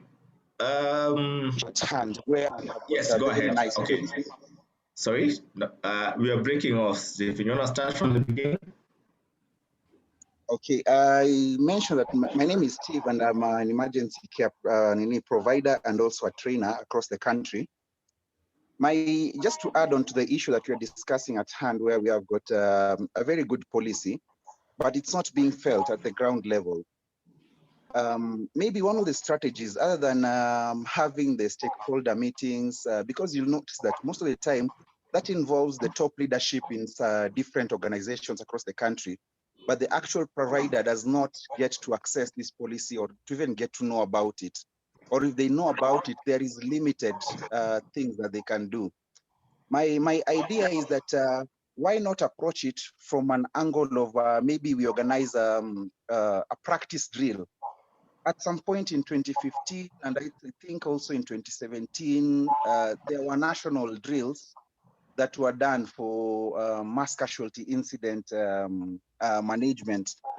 Maybe also, as much as we have got this policy, one of the ways to raise awareness across the country and across to all providers, as I say again, and it will also give us a lot about fact finding to know how much is the person on the ground aware about this. So maybe use of the practice drills and also training of the healthcare provider, I think will go a long way. Okay, thank you, Steve. And still brings me back to what I started this discussion with. Number one, there is no national emergency medical care system. Okay, what we have is a policy around that guides emergency medical care strengthening in the country. This policy needs to be tailored at county level, and then beyond tailoring it at county level, there needs to be also tailored and implemented at organizational and facility level. So I know what you're saying in terms of trying to hold a drill, but the first drill that would potentially need to happen is at specifically your organization, your hospital or your ambulance service is, have you read the policy? Have you tailored your systems at that level? Then for you to be able to do a drill at that level. Remember, it's the whole issue of devolution. That's what the whole topic today is about, devolution of emergency care. Is there is no one what can I say? There is no one authority that is to address emergency care holistically across the country. The closest you get is the county government at county level, okay, them addressing emergency care at that level because of the devolution of healthcare into the county level. So if you were to do a drill, then maybe there needs to be a drill at Nairobi County, and it's something that you can reach out to Nairobi County to see can you do a drill. But even at Nairobi County level, they would need to look at what are their facilities like, and how is this policy being addressed at county level. So it's still, and that's the understand. That's what this discussion is about: is people to understand that it still starts with you at provider level, understanding their policy, and you sharing the policy with your department. Does your department know about the policy? Do your colleagues know about the emergency medical care policy? Have they understood it? How have you looked at your department in terms of where does your department fit in the county emergency care system? Where does your ambulance service fit in the county emergency care system as per the policy? How much of the policy is your organization? Do you have a plan? Do you actually, the first part would be, does your facility have an emergency medical care policy or plan at facility level? And this needs to be aligned still with the national policy. Does your organization, your EM ambulance service, have a policy on on provision of ambulance services, and how does this align with the national policy? So there is no way, there is not going to be like one blanket policy that they will come and knock on your door and say no. It's all these plans, and that's why the national provides the guidance, but individually at all the different levels need to figure out where do you fit in this plan, because that's only where you build a system, is each of the components working together. And now at county level, because that's the devolution of emergency care, at county level they'll be like, all right, so we have so many ambulances, we have so many emergency centers, so all these ambulances have policies that are aligned with our county plan. So all these facilities have emergency care plans at facility level that align with my county emergency care plan. And then our county emergency care plan then aligns with the national emergency medical care plan policy. So then at the end of it all, you have the plan, the policy cascaded all the way down to facility level. Because that's how this will be developed, and that's how it moves from being a plan sitting at Afia House or Ministry of Health to a plan sitting in St. Francis Accident and Emergency Department. Yes. Comments on that? That's about ambulance services. Do your dispatch centers meet some of these criteria for those working organizations? Or what have you looked at what's in the policy to be able to address your leadership and say, according to the national policy, our ambulance dispatch center should be this standards. Are we meeting those CAP standards? Yes. So remember, the experts are you who is on the ground, and it's for you to translate this policy at your facility level, at your organizational level. But we cannot have a functioning system, and we cannot have a drill, for example, if we do not develop the components. Yes. Okay. Paul, your hand is still up. Is it an old hand or is it a new hand?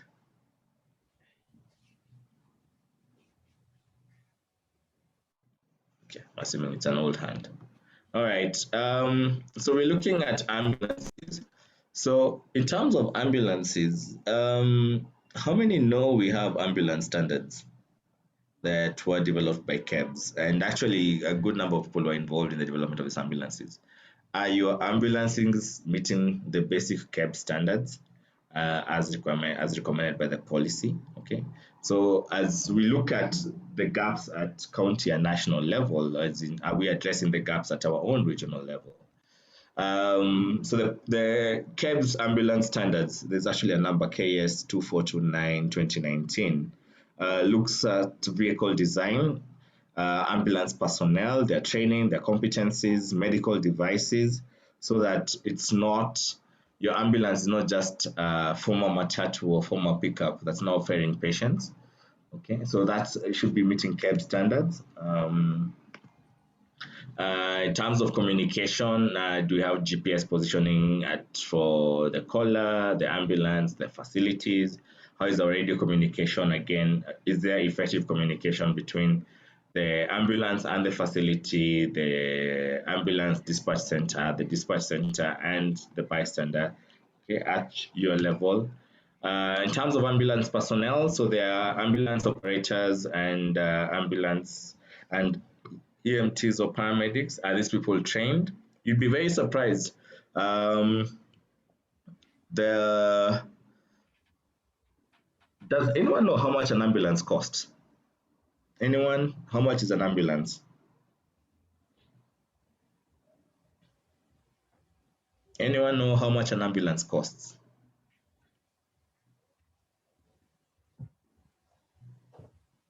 Okay. It depends on on the make of an ambulance. Yes. There are those Land Cruisers. Yes. They may cost around, let's say, around 9 million. 9 million shillings. Okay. Yeah, but the others are lesser by 1 million. Okay, so 8 to 9 million. Thank you very much, Felicitas. Paul, you have your hand up? Now, the ambulance will depend on the facilities that you want inside the ambulance. Okay. Now, because if you're talking about an ambulance that will be a fully ACLS ambulance with the machines inside, yeah, then we are talking of up to about 20 million Kenya shillings. Oh, okay, so good. Yes. I want us to look at that price, because what we found a lot, and we've really been pushing for the counties, is you buy a 20 million shilling, okay, let's just say 8 to 20 million shilling vehicle, and then just get any random driver to drive it. I mean, if you owned a vehicle worth 14 million or 10 million, for example, would you just get anyone to drive it, or someone who's specifically trained to drive it? And one of those things, because we've seen a lot of ambulance crashes, and some of these ambulances crash to an extent where they actually get totaled and written off. So you can imagine if at every level you keep writing off a 14 million shilling vehicle, for example, a 15 million shilling vehicle. And that's why the importance of, so that's why those who drive ambulance, they're not just called drivers, they're actually ambulance operators, because they have additional training.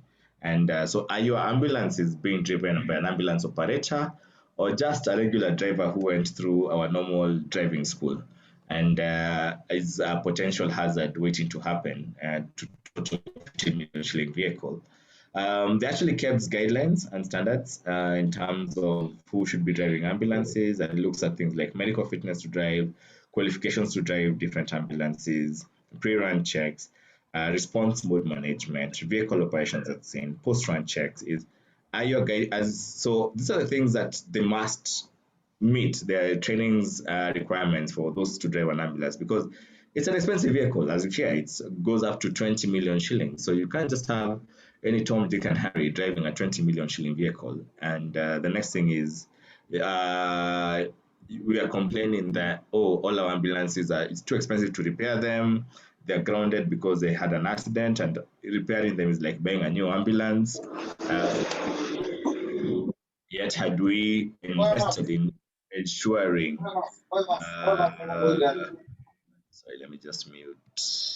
Yes, had we invested in ensuring that the people driving them have meet the basic requirements, then maybe it would not be such an expensive affair to run. Okay, so other things looks at is your EMT paramedics. So we actually have trained certified pre-hospital healthcare providers in the system, and they provide care on scene and during transportation. Are they the ones being recruited? Because your ambulance should have an ambulance operator and an EMT or a paramedic, and and these are specific people trained specifically to work behind ambulances and not just random. And I know some people say we have nurses and doctors and clinical officers working behind ambulances. Now, I know unless your training specifically was behind an ambulance, most of our training as healthcare providers, unless you're an EMT paramedic, was to work in a hospital, not behind a moving ambulance, and definitely not a long gong road on the roadside trying to treat a victim with a car accident, unless you've had additional training. So some of the things that are being addressed at policy level, and the question that still gets is, is your facility organization meeting this basic uh, requirement? So as I said, those working behind an ambulance are trained providers that do provide medical care in a pre-hospital environment.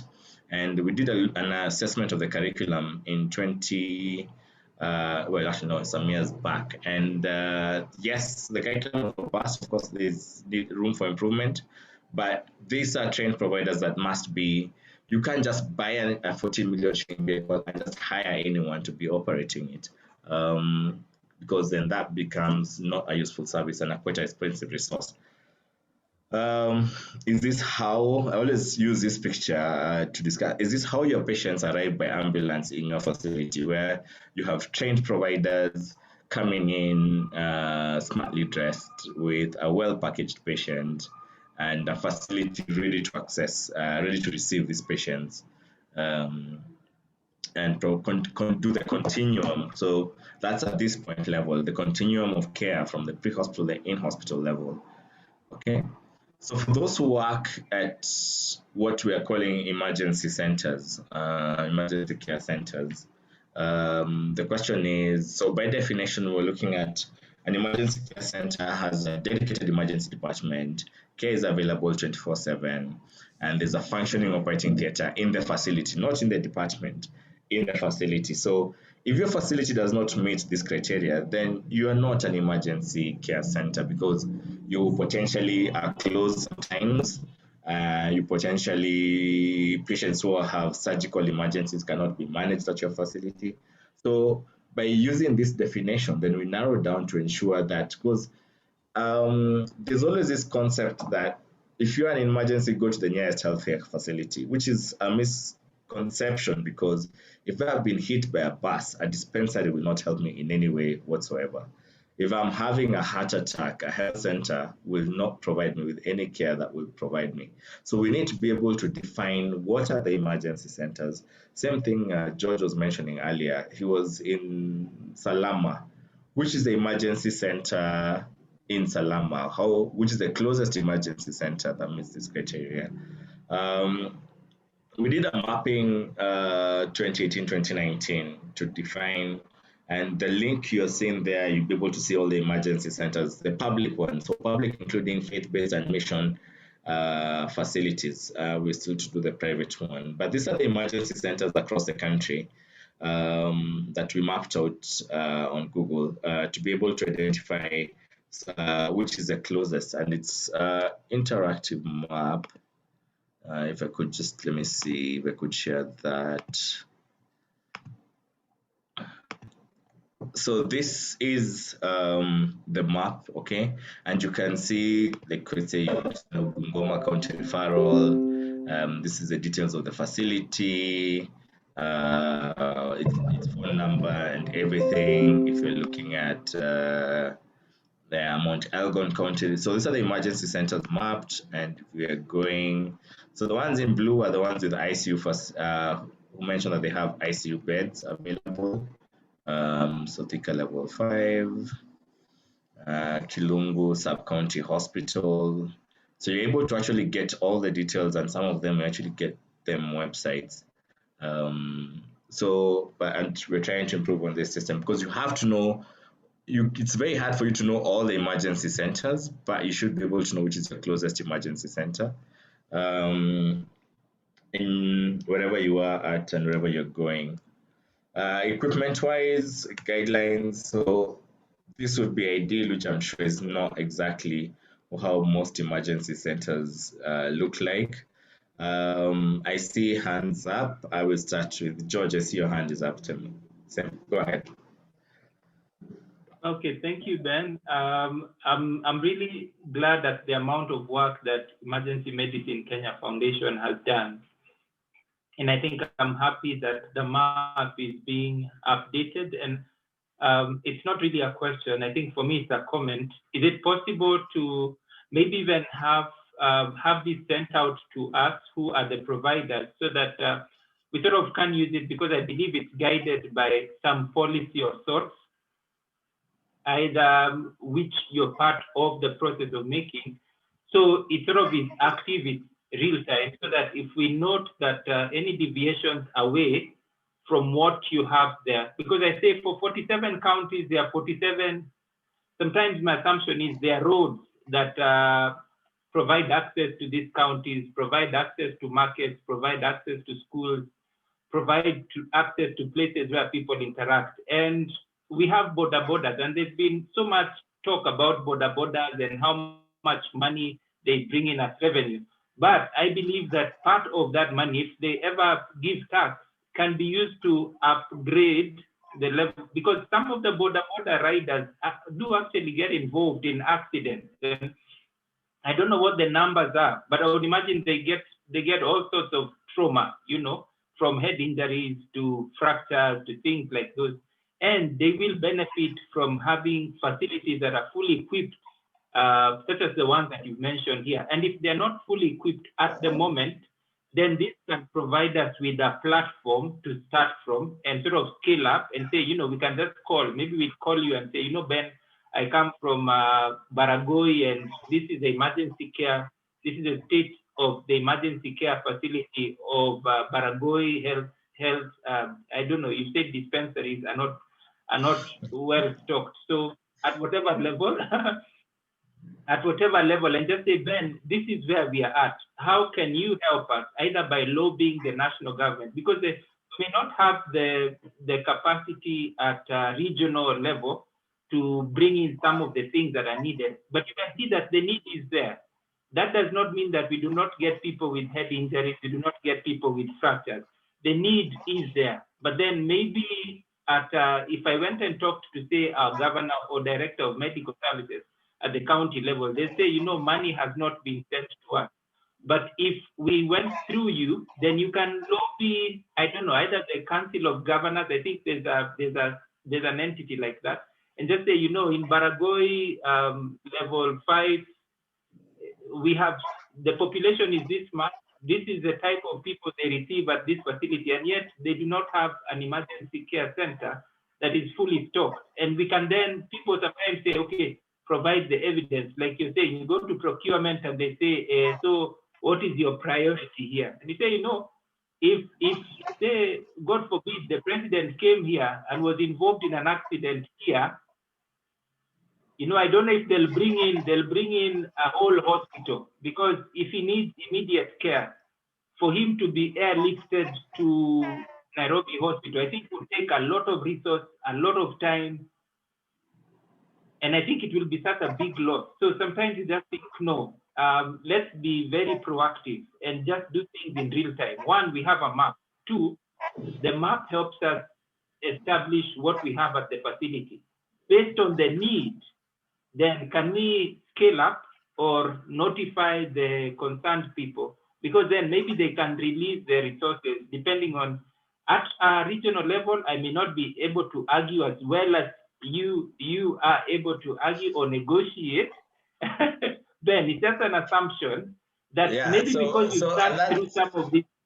George, and that's actually what I want us to. This is what I'm trying to discuss here. So it's not about us. I mean, as a foundation, we support. But the important part is, if there's a problem in Baragoi, I'll use what you've used, the Baragoi. So number one, the question is, which is the emergency center in Baragoi County? Or whatever county that is. Sorry, I don't know which county it is. So which is the emergency center? Okay, so this is the emergency center. These are the gaps. We are seeing a lot of head injuries. So it's up to the providers at Baragoi Emergency Center to then identify the biggest problems that they're having, identify, and again, that's where the policy is there to guide you, because the policy is like your reference document. Okay, so we're having so many accidents, we have so many border guys, head injury, blah blah blah. And okay, so we need to fix this somehow. Okay, your first reference point, of course, at this level would be the national policy. All right. So the national policy talks about this would be the best way to try and start addressing some of this.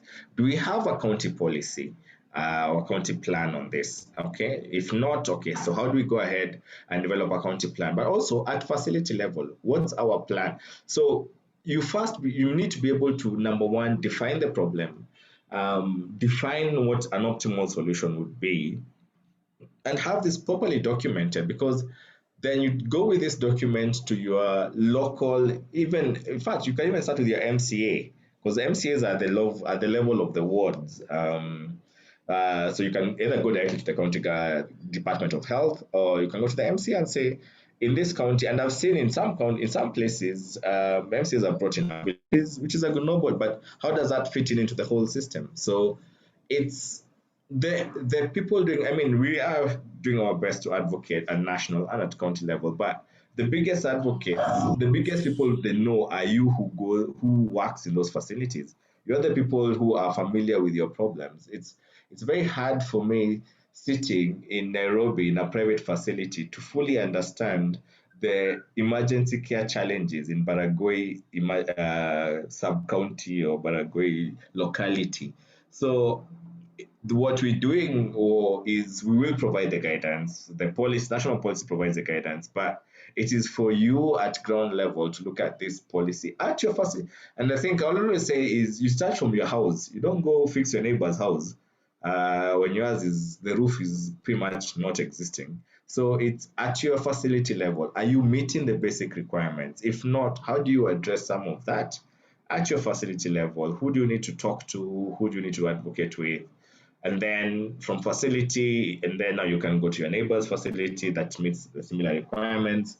So that's the concept of the issue of devolution of emergency care. There is no they and that's it's from up, not from up down. Okay, so rarely will you get someone from national government coming down to Baragoi. I'll use that same example to ask, what are your problems here? No, no, no, no, no. No, they have bigger problems to deal with up there. Um, just on that, also, I saw some comments on the chat. I think Paul Mbuka was asking, as you prepare your policy, you must think of all the processes involved in the policy. Okay, and now when you think of implementation, then you think of implementers and involve them. I don't know if that was a question, just a comment. Public-private partnerships are important. I agree with that. That's from Kevin. And then in terms of timelines, the policy, there are no timelines. Timelines is for you to define at your level based on available resources, but they have to be defined. If it's not defined, then it's an open timeline to infinity. Yes. So looking at, again, so equipment, we will be providing some of this. So there is the WHO essential emergency equipment list that some of this we'll be able to put them on our website eventually, but that defines that what equipment needs to be at the emergency center level, your staffing. Okay, so do you have permanent and rotational staff? Someone was commenting, yes, the midwife is brought today to do triage. Next week, it's the ophthalmology nurse who's running resuscitation, which of course is not a practical way to look at it. And again, this is what the policy says: you need to have permanent and rotational staff, people trained in triage, adult medical emergency care, pediatric medical emergency care, obstetric emergency care, trauma care as appropriate. Triage, do you have a triage process? So it's not a fast come, fast serve process in your emergency department. In terms of treatment, do you have the proper treatment available? The 2021 algorithm should be out early next month, actually not next week. We are releasing the 2021 algorithms, and we will be able to supply this in print copies to your emergency centers based on the map to allow, again, so this is us trying to support you on the ground to provide treatment. But in terms of how much are you sharing these algorithms with your colleagues who work, so that ophthalmology nurse has shown up on day one. She has no guidance. Are you providing guidance to them? So do they have access to the algorithms or such? So at the end of the day, this is what is envisioned by the WHO, World Health Assembly, by the Ministry of Health. as what the emergency care system will look like. But as much as they envision this, it's also with the understanding that this will be implemented from ground up and at local and regional levels before it's implemented, as in so that it forms up at the national level. You can watch this video. Every day around the world, millions of people need emergency care. People seek care for infections and injuries, heart attacks and strokes, asthma or complications during pregnancy. An organized and integrated emergency care system gets care to people and people to care. Timely emergency care saves lives. When an emergency occurs, bystanders are essential to provide first aid until professional care is available. Bystanders need 1. To be able to call for help, ideally through a universal access number. 2. To know the basics of first aid to safely assist the ill and injured. And 3. To be protected by a Good Samaritan law. Universal access numbers allow bystanders to activate the system so that trained pre-hospital providers can be dispatched. Once at the scene, these providers can rapidly assess and stabilize the patient for transport. Using specific protocols, they identify the destination hospital that can best provide the needed care. During transport, the patient's condition is continuously monitored and interventions are performed. Ambulances always need at least 2 personnel, one to monitor and manage the patient during transport and another to drive. An ambulance personnel should be able to communicate with the hospital prior to arrival if needed. At the hospital during handover, the ambulance provider quickly gives critical information to hospital personnel. As patients arrive, they are triaged to different areas to ensure that life-threatening conditions are recognized and that all patients receive the care they need when they need it. Triage is done by assigning patients to categories based on acuity of their conditions. Some patients need to be seen immediately, while other patients may safely wait. Trained personnel use clear protocols and specific equipment to assess and manage patients.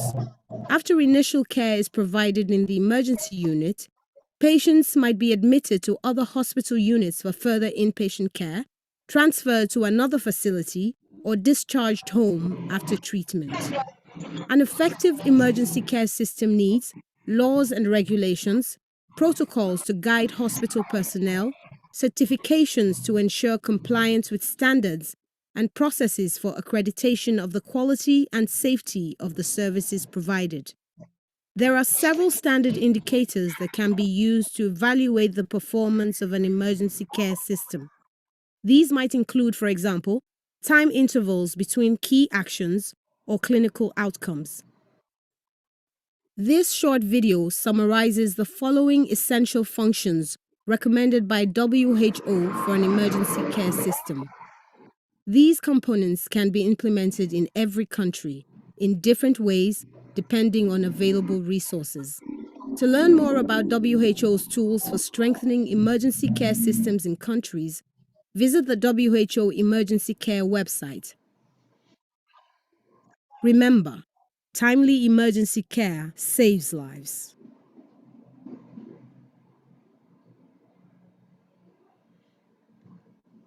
Okay, good. So in terms of, so the next part of this is we're almost on the last ending part of this talk for this Saturday, is we're going to quickly go through the objectives as listed in the policy and what the objectives and the activities involved and what the objectives hope to achieve.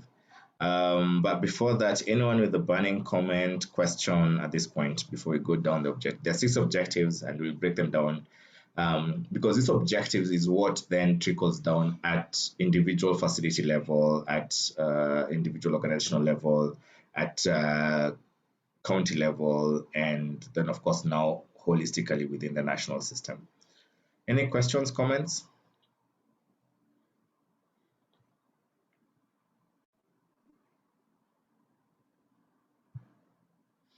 Okay, so Just minimize this so that I can see properly. So the first objective is establish hide floating. Yes, so establish an integrated county infrastructure to support universal access to emergency medical care. And one of the things in there is to map out emergency centers and strengthen emergency departments to adhere to minimum national standards, which are elaborated in the policies. Map out ambulances, services, and enhance ambulance standards at all levels. When ambulance standards here, we're talking about CAPE standards.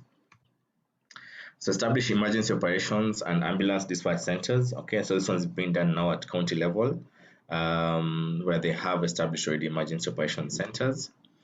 Establish an emergency medical access number, care access number. Again, also currently being well established in county level, but such numbers, again, we should be able to have. Does the emergency department have a number that it can be reached on? Many facilities realize actually the emergency department, there's no number to call when you are calling externally to access an emergency department. Similarly, do your ambulances have dispatch center? Is that number known by everyone? Because most of these numbers should be available to the public. In terms of quality service delivery across the emergency medical care system, so it's strengthening the capacity for integrated emergency medical care management. So making sure your human resources, the available resources are there. SOPs for ambulances and emergency departments. Do you have SOPs in your ambulance service? Do you have SOPs in your emergency department? Do you have clear guidelines about your emergency care process? Do you have clear guidelines about your triage process? So if they do not exist, then they do not. The system is not there. That, as Eric was highlighting, when you're being assessed, if these documents don't exist, there is one thing about having not the process implemented, but it's the other thing not to have the documents altogether. Treatment guidelines, these are what we really support with from a foundation level. We do provide the treatment guidelines and we disseminate them as much as possible and make them open and freely accessible to everyone so that they're already on the ground. And in terms of enhanced standards for emergency health products and technologies, this one is per CAB standards, but again, of course, its availability of resources becomes the money part. But you should be able to be slowly working towards strengthening what you have. Financing, objective 3 is about provide mechanisms for financing emergency medical care. Okay, so strengthen resource mobilization initiatives for emergency medical care services. How is your department funded? Do you have a budget for the department, or you just go and kuna pesa tu huko? So what's the budget? How is this budget implemented? How is this budget advocated for? This was at national level. The Health Act 2017 had an emergency medical treatment fund put in, and I think this may have been overtaken by the UHC. So I think a lot of this would be under UHC at the moment. Framework for administration and utilization of the fund, I think it's still under UHC. This policy was developed before, some of this was developed before UHC was implemented. So a lot of this will probably be under UHC. But at your facility level, do you have a process? Because I know one of the things that always comes up when discussing financing is, do you have a process of providing emergency care where the patient cannot pay? What is that process? How is that captured? Because by law, you're supposed to provide emergency medical treatment regardless of a patient's ability to pay. That's by law, and that's in the policy, and that's in the Health Act 2017. But how is that at your facility? Do you have a process? Or is the process ambia watchman fukuza watu kwa mlango kwa gate? And even your ambia watchman, is that documented? I don't think so, but yes. So we see a lot of cases where patients are turned away. But is there a policy? Have you discussed this? Because you're the ones who turn away. The people at the front line are the ones who will end up turning away the patient. Have you engaged your policy makers at that level to determine what can we do? Okay, what care can we provide before we send the patient away? Are you liable? Remember, as a healthcare provider, you are liable you actually can be jailed for not providing emergency medical treatment. So how are you covered as a provider within the whole structure? Which is, again, there's a whole discussion of ignorance of the law is not a defense. So when people start getting litigious in the country, then you may risk being taken, having your license withdrawn because you denied someone emergency medical treatment where it wasn't your fault, but it was the hospital. But you've been told that, but is it documented? What's the policy? So you need to have some of these things put in place. So ensure adequate emergency care workforce, appropriate at all levels. How is your staffing? How is, do you have the right staff in your ambulance services? Do you have the right staff, trained staff in your emergency department? Training for all healthcare workers within the system, because as someone mentioned, most of our providers are not trained in emergency care. So do we have processes in place to train them, to make sure they are well trained? In terms of monitoring, evaluation, and research, this is where someone was mentioning data collection. So do we have surveillance? Are we collecting data? How many patients did you see last month? How many of them ended up in ICU? How many ambulance transfers did you do in the last month? How many of those patients are still alive? Such kind of system. So because it's the use of this data that then helps you advocate appropriately for services. I'll tell you, for example, as a recommendation, we normally say, oh, everyone in the facility should be BLS and ACLS certified. Okay, but when was the last time you had a heart attack patient in your facility? So is that, yet you have mothers who deliver and die. So maybe we should be focusing more on obstetric emergency care rather than advanced care support. Or you have a lot of trauma patients and most of your trauma outcomes are very bad. So should we advocate that everyone must be ATLS certified in our facility because we see too many trauma cases versus heart attacks? So this information, this can only be guided by data. So, and your training requirements can be then influenced by the data that you have. System surveys to see how your system is working, operational research for enhancing the emergency medical care plan.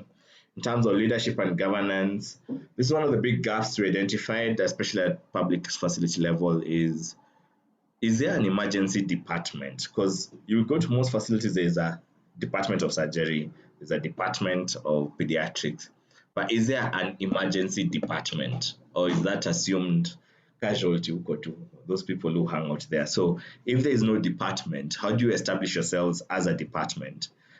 Because that then brings in issues of leadership and governance. So in our hospital? Yes, we have pediatrics department, so do we have a department? Who is our departmental leader? Who is advocating? Who is providing guidance at our departmental level? And then how are we? What is the organization of the leadership at the department fitting in with the hospital management team, for example?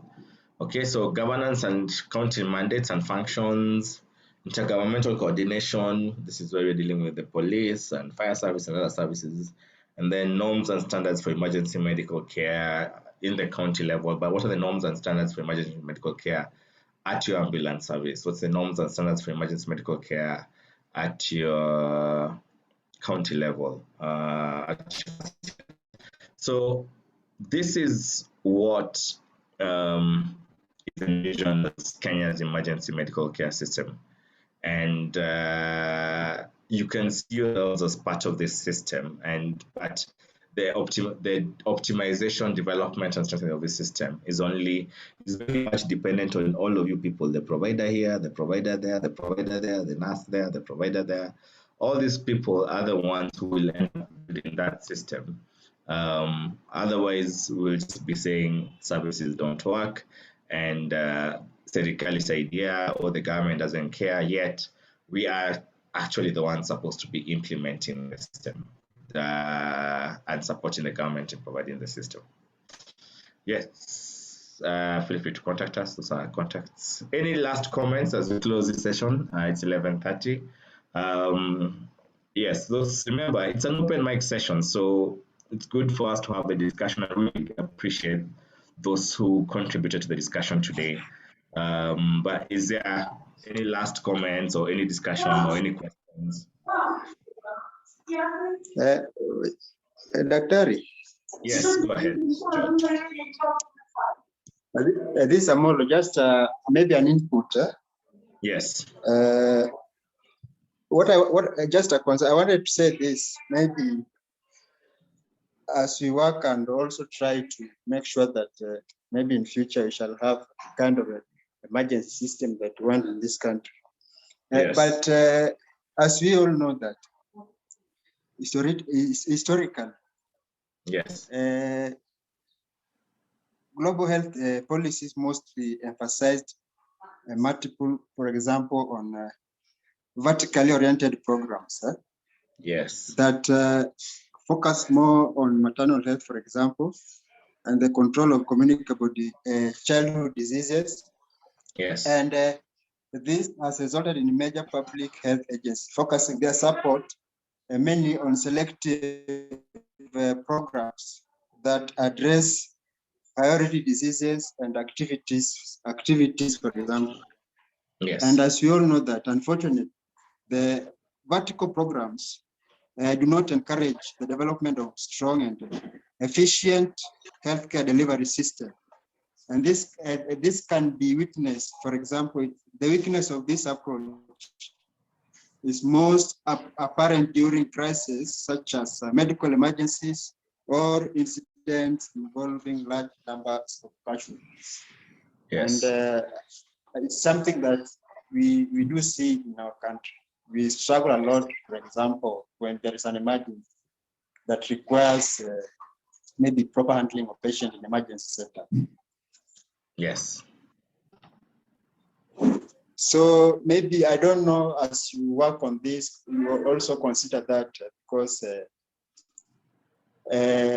you find that, I don't know what plans are there, if maybe to reach a time that the government will also consider funding the EMS, whereby you can have resources that can be used to make sure that the EMS is well funded and the primary functions of EMS are well taken care of. All right, George, my question will be, which government are you talking about? Okay, when I talk about the government, yes, the county governments, of course, because this is where there's a lot of work. County level. So yes, so the county government, but have you, so, and it's still up to, there is, I know Felicitas was on this call, I don't know if she's still on this call, and I know she's speaking with, she works with Nairobi County government, but also looking at other county governments is, have we, and I'll ask because you're in EMS, is have we engaged the county to help them understand how best to run ambulance services? Because I remember, as I said, the expert is you. You are the expert. And if there's people who know how to run ambulance services, it's the ones on the ground. So if we are to ensure this, we get a system that we want to, is we need to engage directly with the policymakers at county level, for example, if you are specifically to your county, to work with them to best understand how best to provide affordable, because there's a cost involved, so how best can the county afford to provide the ambulance services based on your experience working in the EMS system. So that's what the whole gist of the talk is about, is the policy exists, the policy has specific recommendations, but the experts on the ground need to translate the policy for policymakers at all levels to be able to ensure that they are able to deliver as envisioned in the national policy. Okay, maybe the last question, just to work, is the Minister of Health maybe ready to accept pre-hospital care health providers as key allied to healthcare in Kenya? All right, that's a common discussion, and it's some ongoing work that is going on in terms of advocacy to have EMS providers legislated under the same,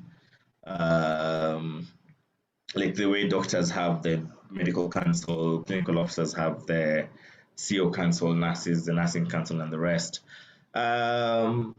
It's an ongoing discussion, but I think things will also take a different twist once, if, because you can see there's actually now another whole shift in the constitution with the BBI process. If that comes in place, then I think under that there's supposed to be a health service commission.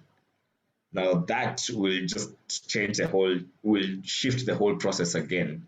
But that said and done, many counties, remember, healthcare delivery is at county level. So my question would be directed directly to, because we were in a county early in the week where the county is actually hiring EMTs and providing for them as such. And any other countries have actually had EMTs. So this then stops being a, there is the role of national, especially when it comes to the key gap. I'll tell you, the key gap at national level becomes the scheme of service and where to place them, EMTs. It's not necessarily about the licensing part. That is at on core ground. We normally say core ground. Core ground. The issue is not about recognizing EMTs as healthcare providers. The core ground, the biggest challenge they've is where to place them in scheme of service, because government works, there's a whole scheme of service thing and how to have that. But many counties we've been to have found ways to work around this to hire EMTs. So it's that discussion. Yes, at national level it need to happen for all the obvious reasons, but more importantly is right now that discussion is very much at a county level, where there's a need to for EMS providers to engage with their respective counties, to work with them to get the whole system, to get to support them in their ambulance services, and get recruited at that level. So yes, so there is that bigger problem is a bigger problem that's still being addressed, but on there are solutions being found because the need has been identified at county levels. Yes. Okay. Any other comments, questions?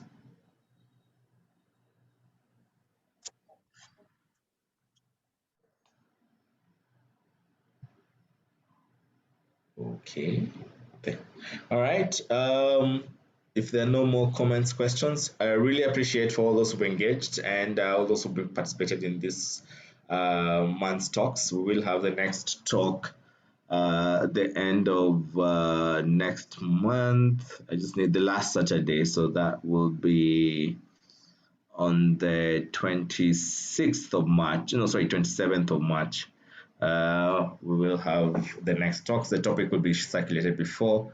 We really appreciate you participating, and we will continue engaging to find solutions, because you are the people who will be providing the solutions. So the next time you say things are not working, ask what have I done to support things that are working, to support this system to work.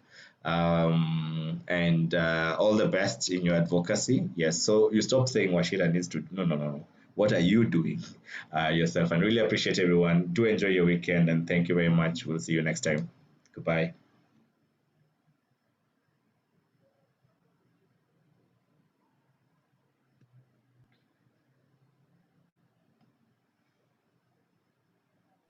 Bye. Goodbye. Hi.